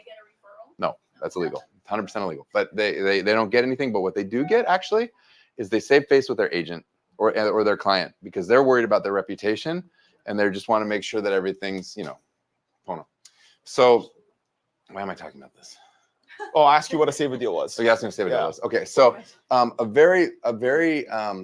a lot of these save a deals that we have coming over are because of cash to close. There's not enough money to make it work.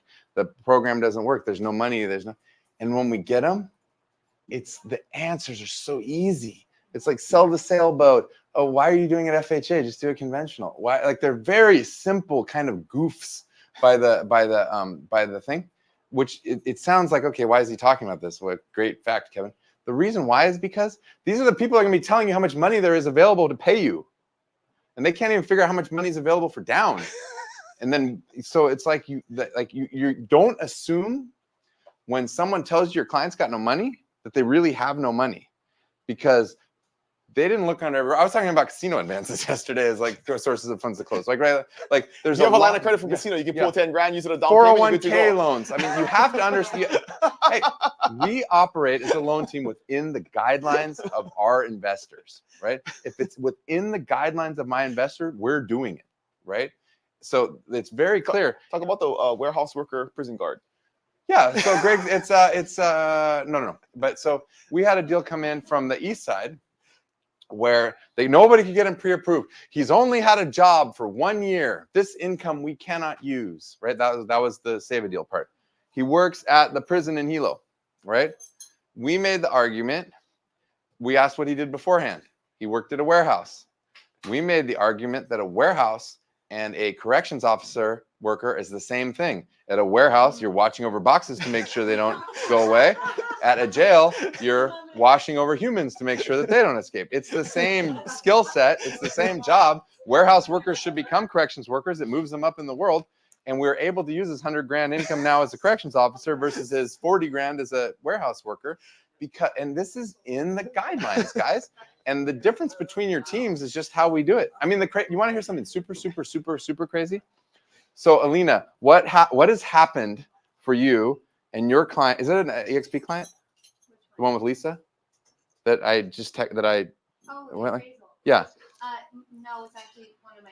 Okay, but what has happened as I'm presenting to a room full of realtors on that deal?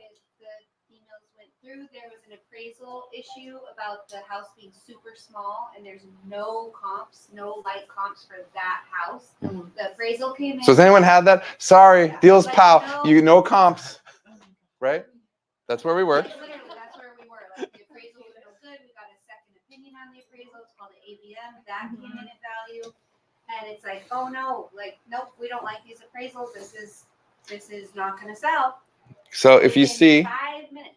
you see here is a picture of me with you guys. That I remember when I took the picture, right? And I wrote, "This is me currently," and she writes, "Nice. Call me back when you have a chance." This is our head underwriter, and I wrote, "I'm willing to take the risk on it. Send the email and I'll approve it. Thanks so much. Have a great presentation.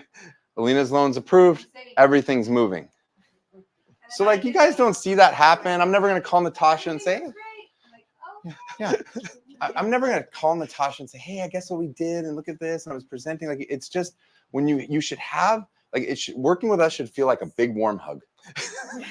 Right? That's how it should feel. And that's what we're going through here. And no matter what that is or how complicated it sounds, or like we just got you and he's got you and it's gonna be okay. And he breezed over this, but this might be the most important point to all of this, right? Is we have horsepower at a high level to make decisions like that. Like the dude at Quicken Loans in Dearborn, Michigan, or even the our friend that works here that's like doesn't have access to the president of the company, or it's different for us too, right? If we want to do some crazy shit and I can call Leo Pajeda, I have his cell phone number, like we can do crazy stuff because we have that access. The regular EXP agent in Oahu cannot do that, right? So that's like some unwritten, intangible, that's where the voodoo magic comes in. But that's a huge thing here is I know that there's risks that can be taken, there's calls that can be made, there's approvals that can be done that are just at a higher level than like somebody way down the totem pole that doesn't have any. We're doing conventional loans. So I got the same money that the other guys have. Same program, same rules, same investors. The loans end up being bought by the same thing. My other favorite one is like, this is Condotel and nobody in the whole world can do it but Bank of Hawaii. And how many of those have we closed in the last? I mean, just 30. Just conventional loans. 30 conventional loans on Condotel. So don't believe the old school agent who, like just believes because it's always been that way. It's always the way it's got to be. It's definitely not the case. So and lenders don't trust realtors in general. Like lender executives, they think you guys are like all criminals. We love you, right? But like my bosses and our owners are like, oh, Dylan. It a great testament to him is flying out to Maryland in October. Maryland, Maryland, to meet with our executive leadership, right?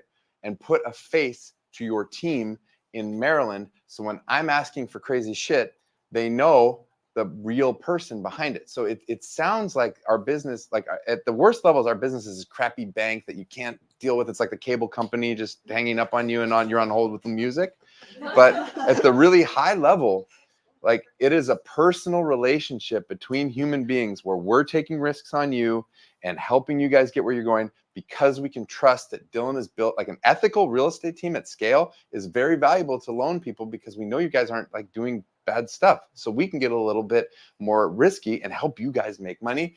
And once and Dylan's committed to that relationship, like I keep telling everybody, it's really easy. It's really, really easy to slip into this mode here on, especially here on Big Island, right? That this is Dylan and he's really special on the Big Island. He's great and he's built this amazing team and we love him and all those things. And they are very true, right? Dylan is great and he is a big deal. But what you guys might be missing is that the number one person, and this is the number one topic. Okay, real estate is the world's largest debt market. It's one of the most important, American real estate is one of the most important pieces to the American economy, because it's how pension funds pay out over time, is by investing in our loans. It's hugely important to the economy. The biggest issue in the biggest portion of our economy is what we're talking about today. The biggest expert on this process is your CEO at EXP, who has 100,000 people working for him, right? 100,000 people is half the population of the Big Island, okay? 100,000 people working for him. There are like 5 people that he really, really listens to on this topic, and Dylan is one of them. So if you think about it, he's one person removed from the biggest economic issue in the entire world right now. Wow. Right? And then he comes back and like I was saying, like I could put seats in here at $2,500 and sell out the whole room. Yes. Right? And no problem. And so I know we think Dylan's great. We know he's great here on Big Island, and that's not what I'm trying to say. But what I am trying to say The is best like, hype man ever right here. there are massive levels to it. I mean, this is. Are you not? Where were you 2 weeks ago? When you're in Seattle? What are you doing? Right? I went with him to Oakland, and okay. Check this out. This is my last one, so I'll shut up. But I went with Dylan to Oakland. We go into a room just like this.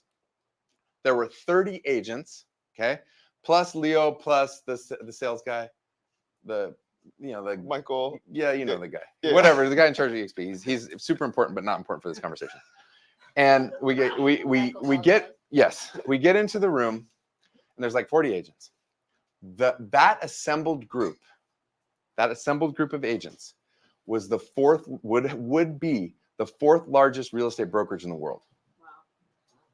Just with the volume that was in that room, right? So that's the level that we're talking about. Like, this isn't just some basic shit we cooked up in the. This is like cutting edge, awesome stuff. And you guys are bonkers ahead of your competition, and it is a huge opportunity. Is there a price point when you have almost no down payment that you won't? Yes, there is. Yes, there is. So it depends on things, but in general, for our proprietary program in Hawaii County, $550,000. Yeah. So big on east side, not so big over here. But works on condo. It's my favorite. Oh, this is the one you picked? Yeah. He was sitting there last night going, there's so many. It's a pretty unicorn.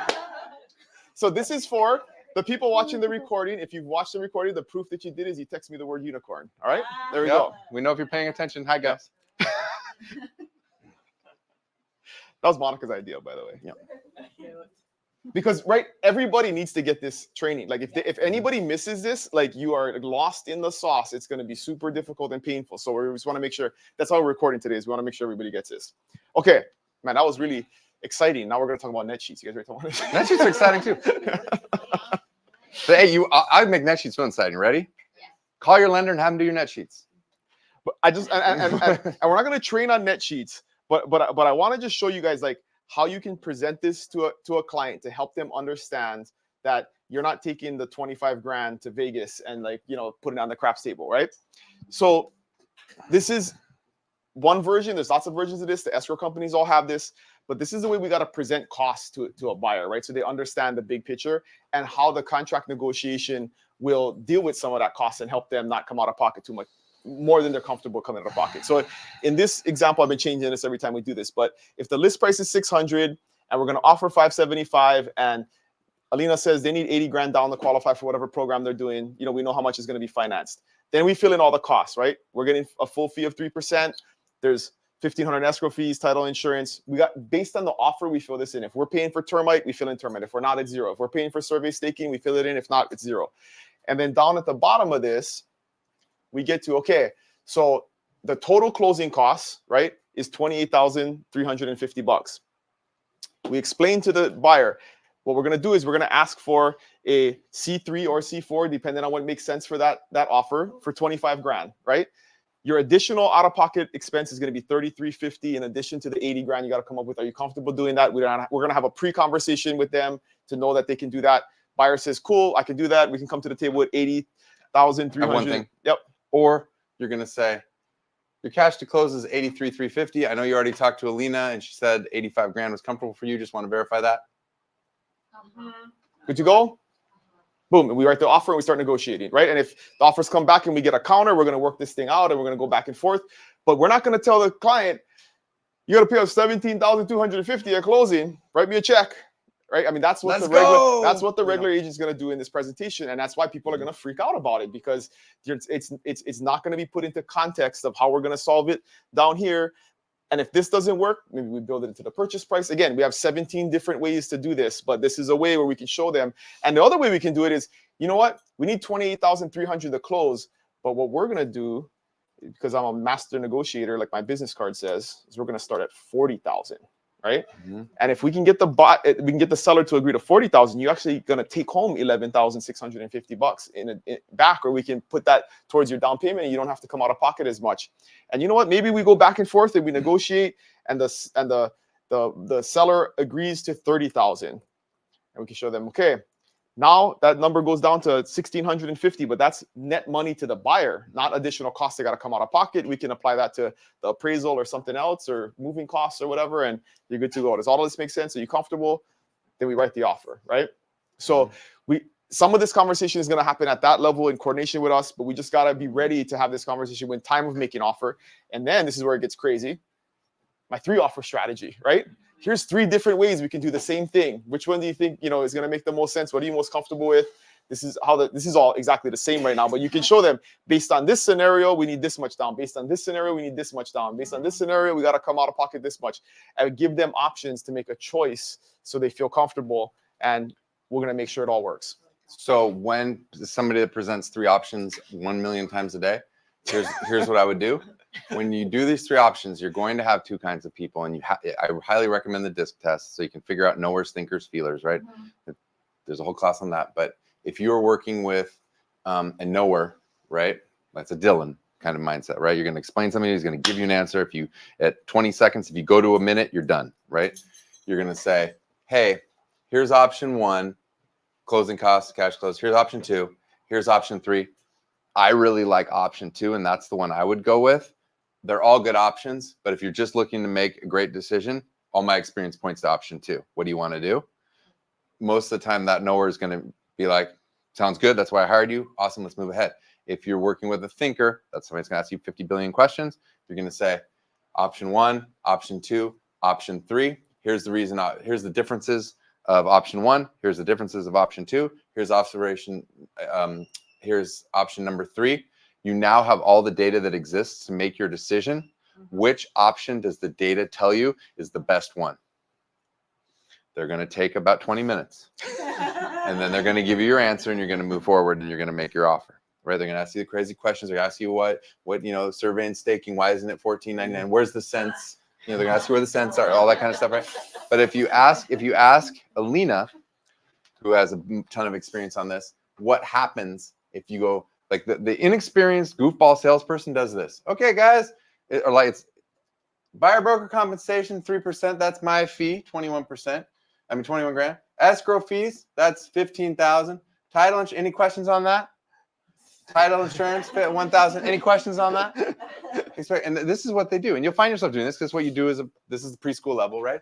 But black belt level is what's important, what are the differences, assigned to their thinking, and it's a learned skill. It does not take a long time to learn.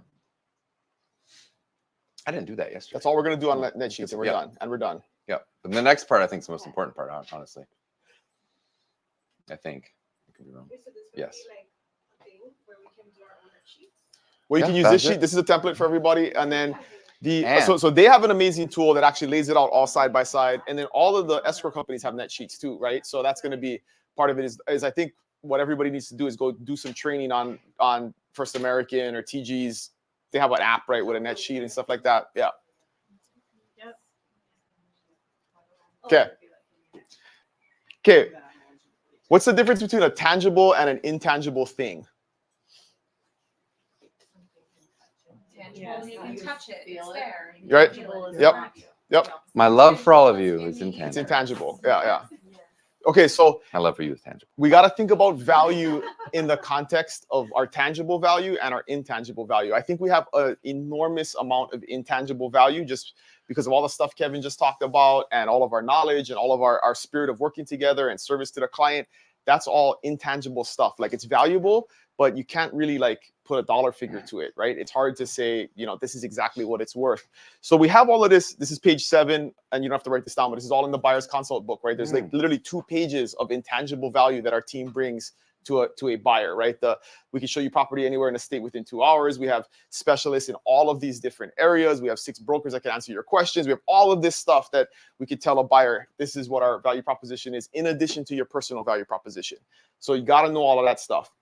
What I think we haven't done, and this is kind of where we're wrapping up here, getting to the end, as agents and as specifically as buyer's agents, is what is our tangible value proposition, right? As a listing agent, this is easy, right? Listing and buyers. I take professional photography. I'm going to get the house staged. I'm going to bring my cleaner in and clean it. I'm going to do these special ads on Google. I'm going to do all of these things, right? And there's actually dollar figures, and we've been doing this in the luxury program, is we've been assigning a dollar figure to it, so we can tell a seller, hey, if you go with us and you pay us a full fee, we're going to spend $6,000 before this property ever goes on the market. That wins against somebody who says, I'll do it for 2.5, but I'm not going to spend any money, or there's no clear tangible value, right? Mm-hmm. So and we've won lots of listings from somebody who's offering a less percentage on commission because we're just showing them they're going to get more value. So flip this around and think about it in the context of a buyer's agent. Who offers tangible value to a buyer as a buyer's agent? Nobody. I mean, I don't know if any of you guys do. Nobody does, right? So this is a mind shift and something for us to all think about and implement in our businesses. Is what is our tangible value proposition? And you gotta get out of the mindset of being a cheap ass buyer's agent that doesn't want to spend any money, because that's the days of that are over too. But like I talked about earlier, the lending team benefits, there are tangible benefits, right? The 808 credit for qualified buyers, the free refi within 5 years, the no risk appraisal if the deal doesn't close. That's tangible value that we can assign a dollar figure to, and you don't get access to them unless you work with me, right? They don't work with everybody in town. You can call Dearborn, Michigan if you want to work with somebody else. Think about this, right? This is something that's easy for us on the Big Island, but I'm thinking, why not have discounted home inspections? Like, we have huge value or buying power. The home inspectors we use should be giving us $100 off for every, if we can send them 100 deals a year, you need to be giving us a discount on home inspections. So if you work with me, you get access to these 2 home inspectors that have a discount. That's not, advertised on their website. Exclusive value. If you work with me, I can save you money, right? So that's something that I'm going to work on. So if you guys, and the point of this discussion is I need feedback from you guys on ideas, right? It's like, what can we start doing and negotiating at a bulk rate to provide more value to our buyers and save them money? We do this on the photography side, right? What Mike does for photography for us costs like 30% more if you go to another photographer. I mean, the stuff he does is super high level, but because he gets so much business from us, he charges us way less than what it normally costs, right? So we can do this with home inspections. We have the Living in Hawaii course in the island of Ohana. This is something we're actively figuring out right now, is how to incorporate this into our value proposition. But this is the show I do every Friday, and we've incorporated other agents into. But we have a learning management course, like a online course that you can log into and learn how to move to Hawaii and how to make a good decision and acclimate culturally. There's the Island of Ohana, which is a live thing that happens. We're rolling that out next week. The next cohort is happening, but this is all stuff that if you work with us and you sign a buyer's rep agreement, you can get access to, or a discounted rate to, or maybe we reimburse them at closing if they do these courses and they work with us. All stuff we got to start thinking about from a value proposition standpoint. So what else? I mean, like, think about this, you guys. Like go home and think about what can we do from a value add standpoint so we can build it into our value proposition and have actual dollar figures attached to. I'll give you one benefits. example I had that was out of the box. So on every transaction, I donate money to abused women and children shelter. It's not like, I think it doesn't always, our tangible value doesn't always have to be this raw capitalism, like money off or money things. Like one thing that's super important to me is that it's just a small, donation on every transaction, but people really identify with it and feel great about it. Like if your community loves a certain thing, or if there's some access you can give somebody to something, anything, it's the sky's the limit with this stuff. So now we got to think about, like, this is all something you're going to personally implement in your business, right? I'm not telling anybody what they got to offer, but this is what you're going to have to think about is, hey, what am I personally willing to spend money on, right? This is a huge one I think that we can have big differentiator, right? Is free appraisals, right? So they're already committed to, if the deal doesn't close, they're going to pay for the appraisal. Why not we pay for it if it does close, right? I mean, it's an $800 expense of a $15,000 commission. Like, are you willing to spend $800 to win that buyer over from somebody else and get a full 3% fee versus a 2% fee? I mean, so think about that. I think that's an easy, low risk, low dollar marketing cost that we can pitch to somebody that's different than what they're going to hear from everybody else. Why don't we pay for the home inspection? If we're already negotiated lower home inspection rate, why don't we save them that $500 or whatever, especially for our low down payment buyers who don't have a bunch of cash? Like, why don't we just pay for the home inspection for them and let our home inspector know, I'm going to do this 15 times this year. I need a better deal on that. So another thing, right? And I'm going to go through this and you kind of see what this all, why don't we pay for the HOA fees, our HOA docs, right? Hey, that's $400, not a huge cost, but that's something, again, that's another fee. We can make the offer sweeter because the seller doesn't have to pay for it. And we tell the buyer we're going to pay for it. It's one factor that we can use for negotiations. A moving credit, like you see the moving trucks, right? People have, Hank Correa has a moving truck in Hilo. I mean, why not give $1,000 credit to, I'll have movers come and help you move your stuff when you're ready to move in, something like that. We can be creative, right? There's lots of ideas. And then when you total it all up, like you can see that there's maybe all of this in total is maybe $2,500 or something like that. Are you willing to spend $2,500 to make 20 grand? It's all a business decision we got to make, right? There's a cost to doing business. So if this stuff makes a difference and we can get a full fee every single time at 3%, in the long run, you're going to make way more money than nickel and diming down to 2% or losing business to somebody else who offers a better value proposition or whatever it is. So Alina talked at the beginning about how loan officers we've been doing this, winning clients at point of sale. And you'll hear me say a lot of times, our mission is to help you win at point of sale. You hear me say, our mission is to help you win at point of sale. If you look at my business, the way we win at point of sale is we have the 808 credit. We have these differentiation things. When I got up in front of you and did the lender slide, I talked about what makes me different from other lenders. I talked about, this is what they do. This is what I do. And that's my argument. This is what and this is my value. And this is what it means to you. This is how you're going to win if you select me and my team versus someone else. That's the presentation that I've kind of woven through the middle. That's what you're going to do on the buyer side now. And think about it. If you put some thought into it, Dylan already has a terrific website. There's already 2.0 coming out, websites and all this stuff to like really make you guys look great at point of sale. And he'll bring them up on the screen behind me. It's perfect white chat. So these are already coming. Think about this. You sit down in that coffee shop with that Zillow lead for part of it's not some horrible agreement you have to sign now because the law changed. You sit down for a professional point of your presentation to service your client. You walk them through your extremely high quality images. You tell them all of the value that you're going to provide. You take them down that journey. You explain to them how excited in your own unique, non-business robot, your personality, authentic to you way. You get the agreements. You sign it all off. Or let's say you don't get the agreement. And then they say, I'm going to meet with another realtor. What's that other, guys, what are the other realtors doing today? They're not doing this. They're at Powhan already. And they're going to give them some crappy paper, black and white from the state of Hawaii that says, real estate commissions are not set by law. They are completely negotiable across the top in black, and give them some fearful presentation because they think their money is being whittled away and they don't know if they want to do this anymore. That's what we're talking about, is how you guys can win so big in this environment because of what is built for you. the principle of preemptive strike, right? Yep. We provide so much value and so much information that if you're going to interview somebody else, they're going to look so bad before they even get started that it's like an easy win for us. And that's the idea on the listing side and the buy side, but we just haven't implemented on the buy side yet. I wanted to do the skit on the buyer experience on the triangle of trust, right? So we kind of skipped over this, but on the lender side, this is another strategic reason why we got to have this alliance and how this helps us convert and win, right?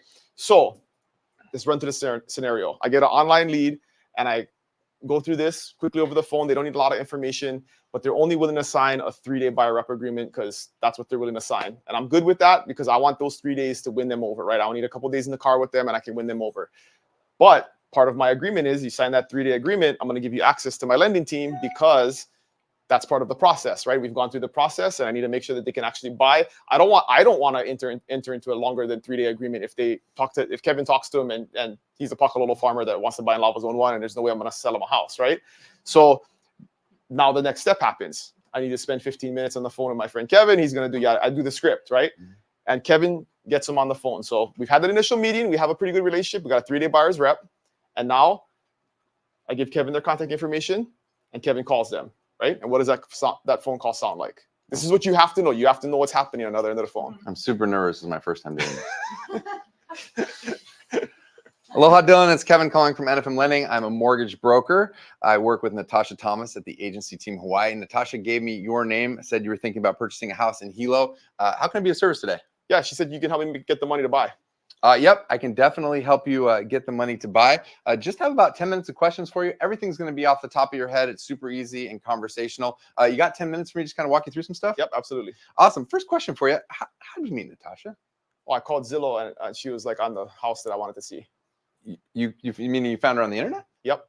Okay, so you've absolutely hit the lottery. Natasha is one of the best agents I know. She's a top 15 agent on the Big Island of Hawaii. She works for the #1 team in the entire state. She's a master negotiator. She's going to take fantastic care of you. I can't believe you found her on the internet. There's a lot of agents out there, and it's really, really easy to get unlucky with one of them. And I couldn't be more excited for you and the journey you're about to go on. One more question for you. What did Natasha say about my team? Well, she said you help people like me buy in Puna all the time and that you're the best in the island. 100%. We are the best in the island. We do help people buy in Puna all the time, and we're going to take fantastic care of you. So pause. We're in a real estate office right now. Everyone's looking at me. A lot of times people in their heads think, this is so cheesy. They're never going to believe it. What a bunch of bullshit. I'm not in the top 15. I'm number 18. Whatever it is, right? Whatever people are thinking. Here's the point. The point is, I've had that conversation 10,000 times, and 80% of the time you hear for sure audibly on the other line, thank goodness. Every time. Third-party validation. I am third-party validating. In our weird world of real estate, it's easy for us to be like, well, of course he's going to say that. He's the lender, and I refer the deal. They're going to know that. I don't know why.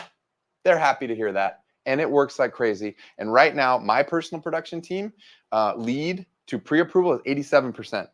We are pre-approving 87%. Pre-approving, not talking to, pre-approving letters out the door on almost 9 out of 10 clients because of this really honed in process.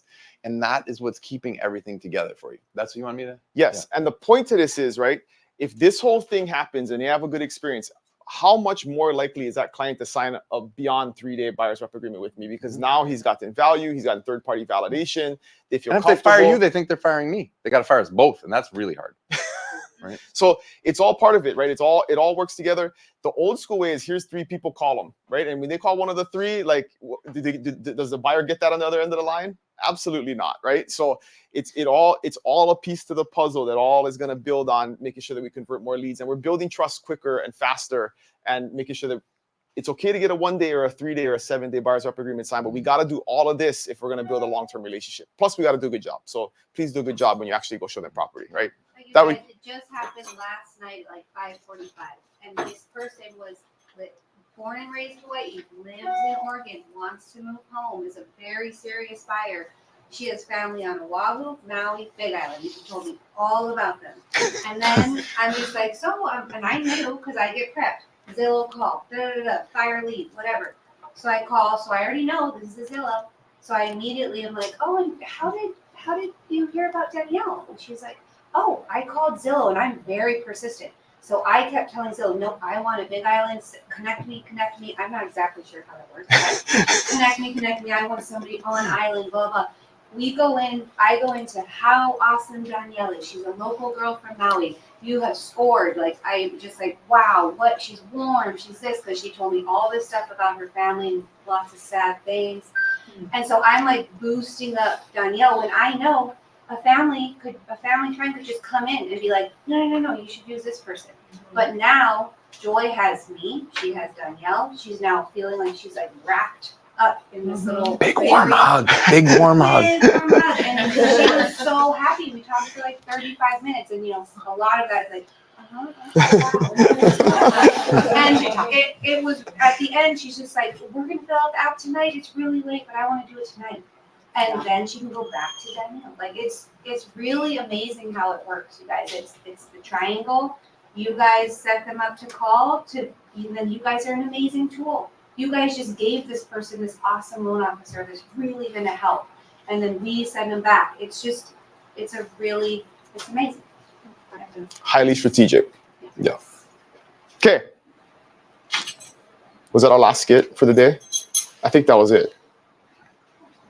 All right, so we got a question slide. So we got lunch. Monica brought the lunch, so we're a little bit early. We got time. Any final ideas, discussions, crazy stuff? We can go back in the topics, or is everybody ready? Everybody fired up, I know ready to one go? thing I forgot to say. Yes. Okay, so high level theory, really good with tactics. We got a lot of information covered. I think everybody understands. The next step as a realtor involves pulling this slide into your life, right? And it's going to look different for everybody because everybody's got different kinds of business. Everybody's different kind of leads, different kind of clients, different kind of needs. The first step that I would recommend is calling whoever you work with at NFM and setting up some time for us to talk about what each individual, how the stuff I'm talking about looks like on the loan side, and then you to explain what's going on in your world, and for the two of you guys to kind of come up with a plan. Like, what's this going to look like? How are we going to really do it at point of sale? And then I would love for everybody to use that opportunity to do a little role play. Like we made the calls, a couple weeks ago to sit down and role play. We're don't think of us as people sitting at a desk at a bank. Like, we're trained on role play by Dylan and Monica. We go to the meeting. I go every Monday to the onboarding meeting. I got the play. And what you guys need to do though is make it yours with your team here and have that meeting and really get into the role play and get into the nitty gritty, because talk about the opportunity money-wise. It's huge. I think right now there's going to be so many people are not doing this, and there's going to be bodies all over the streets, right? Because they're just not prepared. They don't. You guys see, this is 3 hours of deep thought into how this whole thing is going to play out, and everybody else is still going to be doing here, sign this buyer's agreement before I can open the house. That's what we're up against. So we're it's Fortnite versus checkers, right? It's a totally different world. But I think over the next 12 months, buyer's agents are going to be able to make a ton. You don't have to work for a discounted fee anymore based on what the seller negotiated, but you're just going to get more business, and you're not going to waste time, because the people who are not willing to sign the agreement and not willing to do the pre-qualification process, you're not going to spend time with them, and then we can just focus on the ones that are high intent that are going to do something. So, and we didn't even talk about all the people, the old school agents who are sitting at their office right now, drinking a beer with their feet up on the desk, going well, I ain't working with buyers anymore. I'm a listing agent now. I'm going to be Mr. Listing Agent, because listing agent. Well, great. He left the playing field. Bye. Yep. 50% of the business is still on the table now, right? There's still people buying houses, and they're not doing it for free. So, and these listing agents who are not adjusting to this and being high skilled are going to lose listings left and right, because they're not going to set the right expectation. They're going to start getting offers from agents who are well trained, and their seller's going to be pissed because they never had an expectation conversation about how commissions still are going to work, and they're going to get fired, and then we're going to be able to pick up those listings too, right? So there's going to be huge opportunity on both sides of the business for the agents that are just kind of looking at this very, surface level and not going to the I bottom. thought of another opportunity. Yes. And then there's more. You guys have the biggest team, so a lot of listing agents work with you, and they're going to get it. And you've got the advantage, because now your offer isn't going to look so great just because you're on the same team, but because you also know how to put an offer together, versus the competition, and then your team member can sell that offer to their seller. Explain it clearly. Right, and Yeah. you're going to look smarter. That's going to be our biggest pain point, you guys, is we're going to put these offers together and the listing agents are not going to know how to read the offer, how to explain it clearly. And then that's going to cause chaos, right? So I'm also imagining a world where we actually virtually present the offer to the seller, right? Let's do it for them. Let's shoot a video. Let's do a screen share. Let's explain the offer, explain the net sheet, explain the buyer situation and why we need it to be this way, and then send it off and say, hey, listing agent, please just forward this to your seller. Most of them are gonna be like, oh, thanks, they did the job for me. And then we're gonna sell it, and then because they have no idea what to say, and then let's talk directly to the seller, right? I mean, there's nothing wrong with that. So I'm dealing with a broker down in Ka'u. He said, Cindy, to be honest, I haven't looked at any of this.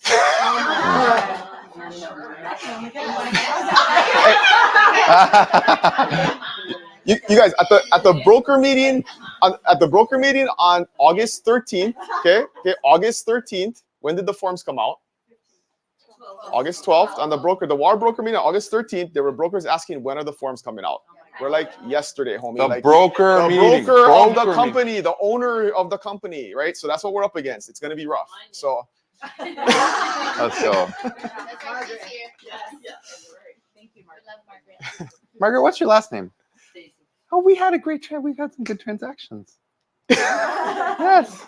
Yeah, my guy. But she doesn't know because she doesn't work with the experts. I'm sorry. I primarily do property management. yeah. No, but you're gonna still deal with listings and you're still gonna deal with buyers and. Right now that I am moving back to the mainland, and I'm going to be an agent in Nevada. Oh, nice. EXP agent? I was gonna say, I know. I don't know yet. Great idea. Yeah. The vultures descend. Hey, and I guess the last thing mindset wise, since we're talking about. I have a house for sale in January. Sounds good. 3%, right? Buyer's agent commission. So, but let's remember to give grace to all the folks that aren't, let's not talk down to them and be mean to them and act like they're idiots. Like, they're going to need our help. We're going to need to be nice to them and help them through the process and let them know if they need more help, there's a place to go, right? So let's keep that in mind, because it's going to be frustrating. You guys are going to get frustrated and it's going to be like, oh my goodness, why don't they get this? But you're going to be way further ahead than your peers when offers start flying, and it's just keep that mindset. Clients are frustrated on numbers. Send them over. They got it. I promise. You'll be happy. Cool. What else? Anybody miss questions? anything? Anybody hate anything I said and want to get it on? No, we're gonna charge $1,500. Yeah, no, we're gonna take it on the road in the mainland and charge everybody. And be flexible, right? I'm coming up with the craziest shit out there, and I'm running it by the brokers because I want to make sure that I'm not doing anything that they don't like. But things will change. Stuff is going to change. Yep. The stuff will adjust. So just because I said it today, 3 weeks from now may not be the best idea, or things may change. Strategy will change. So just like I think that one of the biggest shifts in my mindset has been, early on when this thing was happening, I'll say, hey, just call the listing agent, ask them what they're offering, right? Which is still okay. You can still do that, but it goes back to, I don't think it ever matters anymore, right? Like if you know what it is, then cool, but it really doesn't matter what the seller's offering, because we're going to write it the way we're going to write it. And if that doesn't work, we'll write it a different way. We'll give them options. So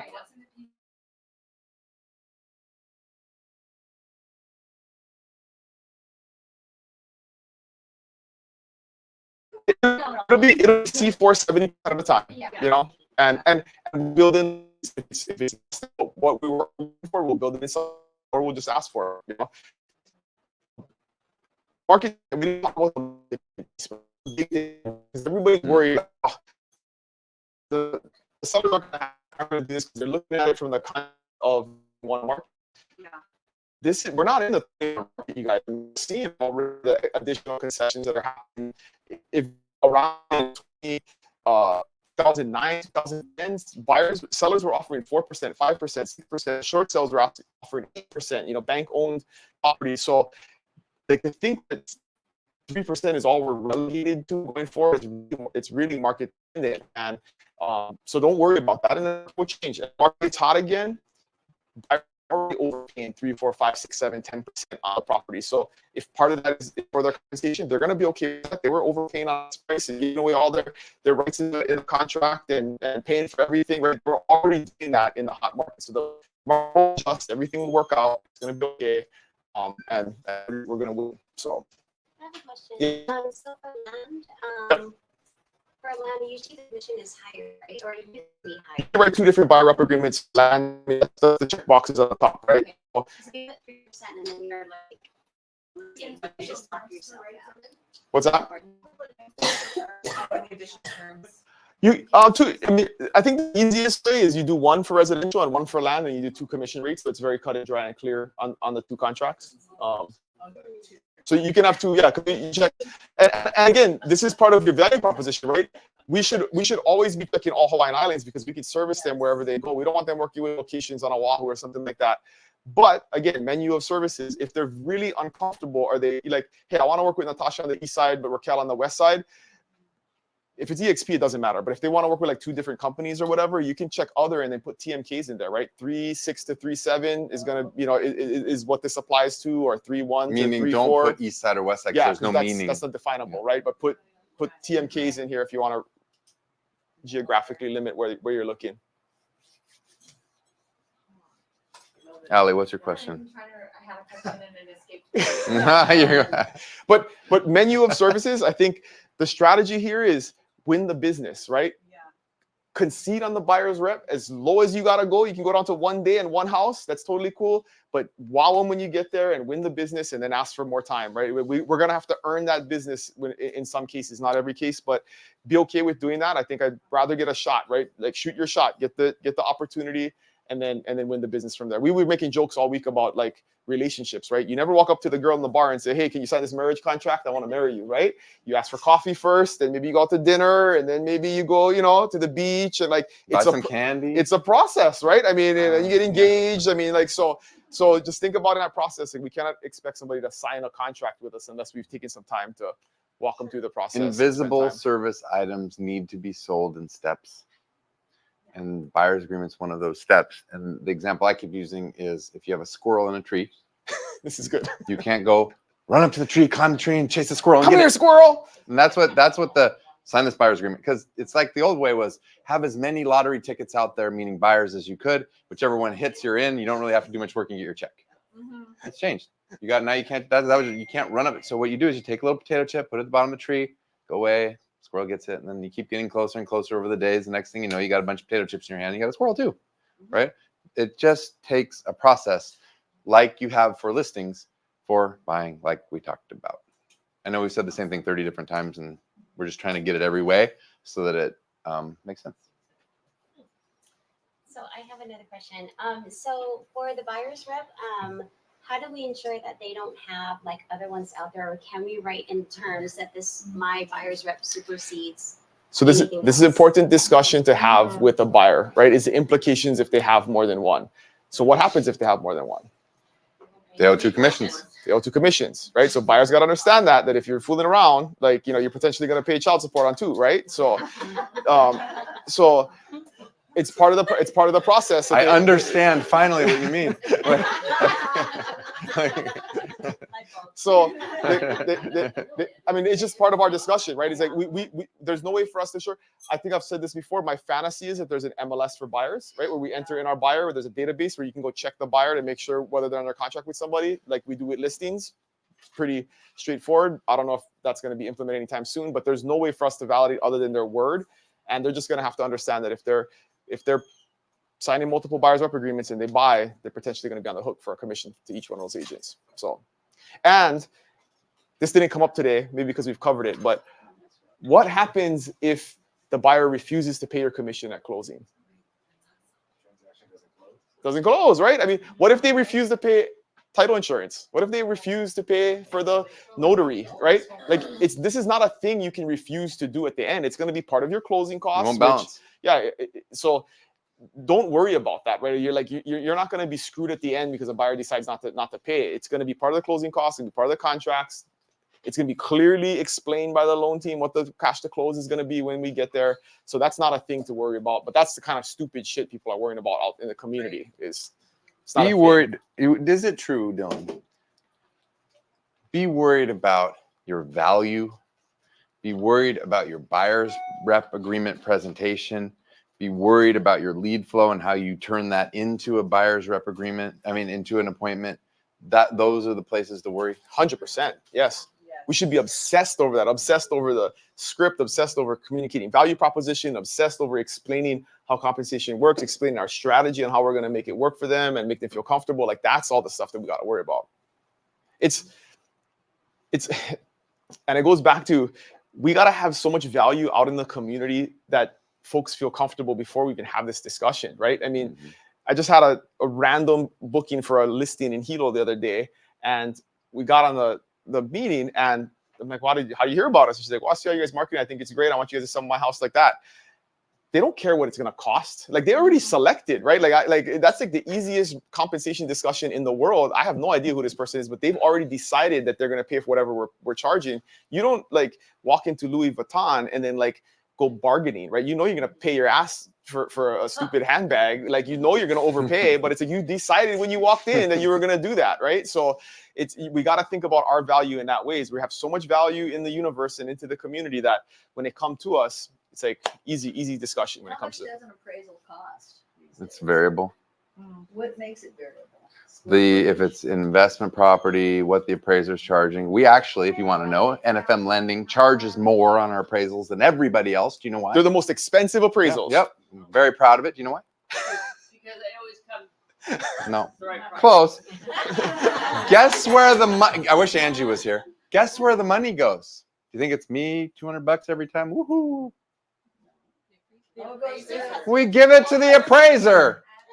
So we give them more money because we want good appraisals and we want happy, smiling people doing and the they get it done appraisals. quickly. They pick it up And the quickly and get it buyers done don't quickly. care about $200, and the realtors do care that the appraised property. So it's like that's one of the reasons it's variable. But it's also variable by what we order. So if it's an investment property that gets up $1,500, $1,800, it can get super high because they're running comps, rep schedules. It's like a lot more work. For a single family, first time home buyer, $850. There you go. that's about the cheapest That's- then. No, they can be $750, but if it's like an appraiser who picked it up who lives in North Kona and they're driving to Honolulu, they'll charge more money. Okay. Like it just really Drive depends. But appraisals are very important. And good news, guys, guess what? We are most powerful on the Big Island as a lending team. Guess who picked our entire, we own the appraisal management company. It's illegal for us to hire appraisals, but it is legal for us to own an appraisal management company. Guess who hired and picked the appraisers by hand? Oh. We can't pick, like, if it's our transaction, we can't say, oh, we want Kelly This Ramos to person. do it. Yeah. It's all a pool, it's random selection, but whoever. But who It's loaded up the pool? It's in the pool. We Yeah. chose who's in the pool. Oh, Yeah. sweet. So we can't pick. So these are like little, like we always talk about these little things that are behind the scenes. So But you like don't get Joel who moved here from Wisconsin last week appraising your property. when they No. came, when they came, Yeah. we had people flying over from Oahu. When they came, we had people flying over from Oahu. Jamaica freaked out, so we can't do this, and we took the Oahu guys off and put their handpicked people on. VA is a different story though. VA, we got no control. But there's something I want to talk about Again, before you 1% ask problem, the though. question. Very well. Before you asked about how much an appraisal costs, that's gone forever. So if you meet with somebody and they say they have signed, how do they, and they say, well, and you explain everything to them about paying dual, how do they just tell their person that I'm not gonna work with you? It's going to depend what the contract says, right? So, and this is, I mean, and this is why I get social media and like getting out and like calling all of your friends and family and buyers and starting to be proactive about educating them. Don't sign stuff if you don't know what you're signing, right? Because a lot of people will do it and they're going to sign a year-long thing with a 200-day protection period and all this kind of stuff.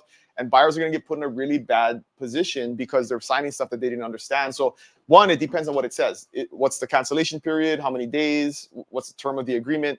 So we can advise them, you know, if they want to get out of the contract, this is what you got to do. Send an email, you know, that you're invoking paragraph cancellation in paragraph 3. But if they've already seen homes and they want to buy one that they've already seen, it's going to be covered by the protection period. So it gets complicated if they've already signed something. So But, Dylan, and we're already running into that with people. should I just send this agreement to my client without meeting them? Never, Why? because you got to explain it to them and you got to have to ask these questions, right? I mean, never, ever, ever should we be sending this to them without a Because conversation. if that's what you're doing, it's like you're making bad guess. Hey, think about this from a marketing standpoint. We should all be screaming from the rooftop, don't sign buyer rep agreements ever until you have a discussion with it. You know, like we should be telling everybody by high do commissions. not, like we should be echoing that that mantra that do not sign a buyer's rep agreement until you've had a 30-minute conversation with a trusted realtor who can explain the process to you. Do not do it. That's your Instagram headline is, Yeah. has a realtor put a buyer's agreement in front of you without explaining it thoroughly during the 30-minute, like Jamaica asked the question, what do we do when a first-time home buyer has been pre-approved by another lender and their realtor got them to us and we want to, move them forward, send them over. The first thing I always do is, oh my gosh, hello Kahea, so great to meet you. I know you're working with Dylan. And I know you've already been pre-approved. There's really only one question here. Did the other lender take you through the 1 hour, all of the things to avoid to make sure you're not getting ripped off by a loan officer on your first home loan training? Wait, what? What's that? Oh, what is that? Oh, yeah, because they always say no, right? So, oh, perfect. Well, if you'd like, I could schedule that with you tomorrow, walk you through all the different things that can go wrong, just to make sure you're super educated. You don't have to use me as a loan officer. It's something I do because I'm trying to, I owe Dylan a favor, for take great care of his clients, but just, and then you start to give information and you start to shine above the other person who went, here's my agreement, you to sign. And this is how you articulate value. It looks different for everybody. That's how I do it. Education is the best. But you only work with the ex. In general. Not necessarily, but. Go ahead. Okay. Well, no, that would be.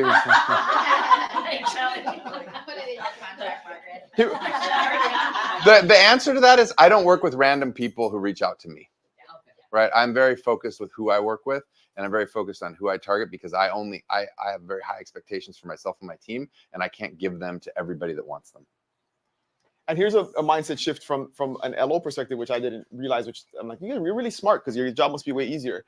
He gets all this time to train you guys to do things the right way. Think about the regular loan officer out there who has every crazy in the world just doing stuff however, willy-nilly, right? Like the scripts aren't the same, the way they refer the client isn't the same. I mean, like, we heavily focus on how to properly refer a client to make this whole triangle of trust work, right? So they have a repeatable process. They have 100 agents sending them clients in the same type of way with the same type of quality conversation prior to.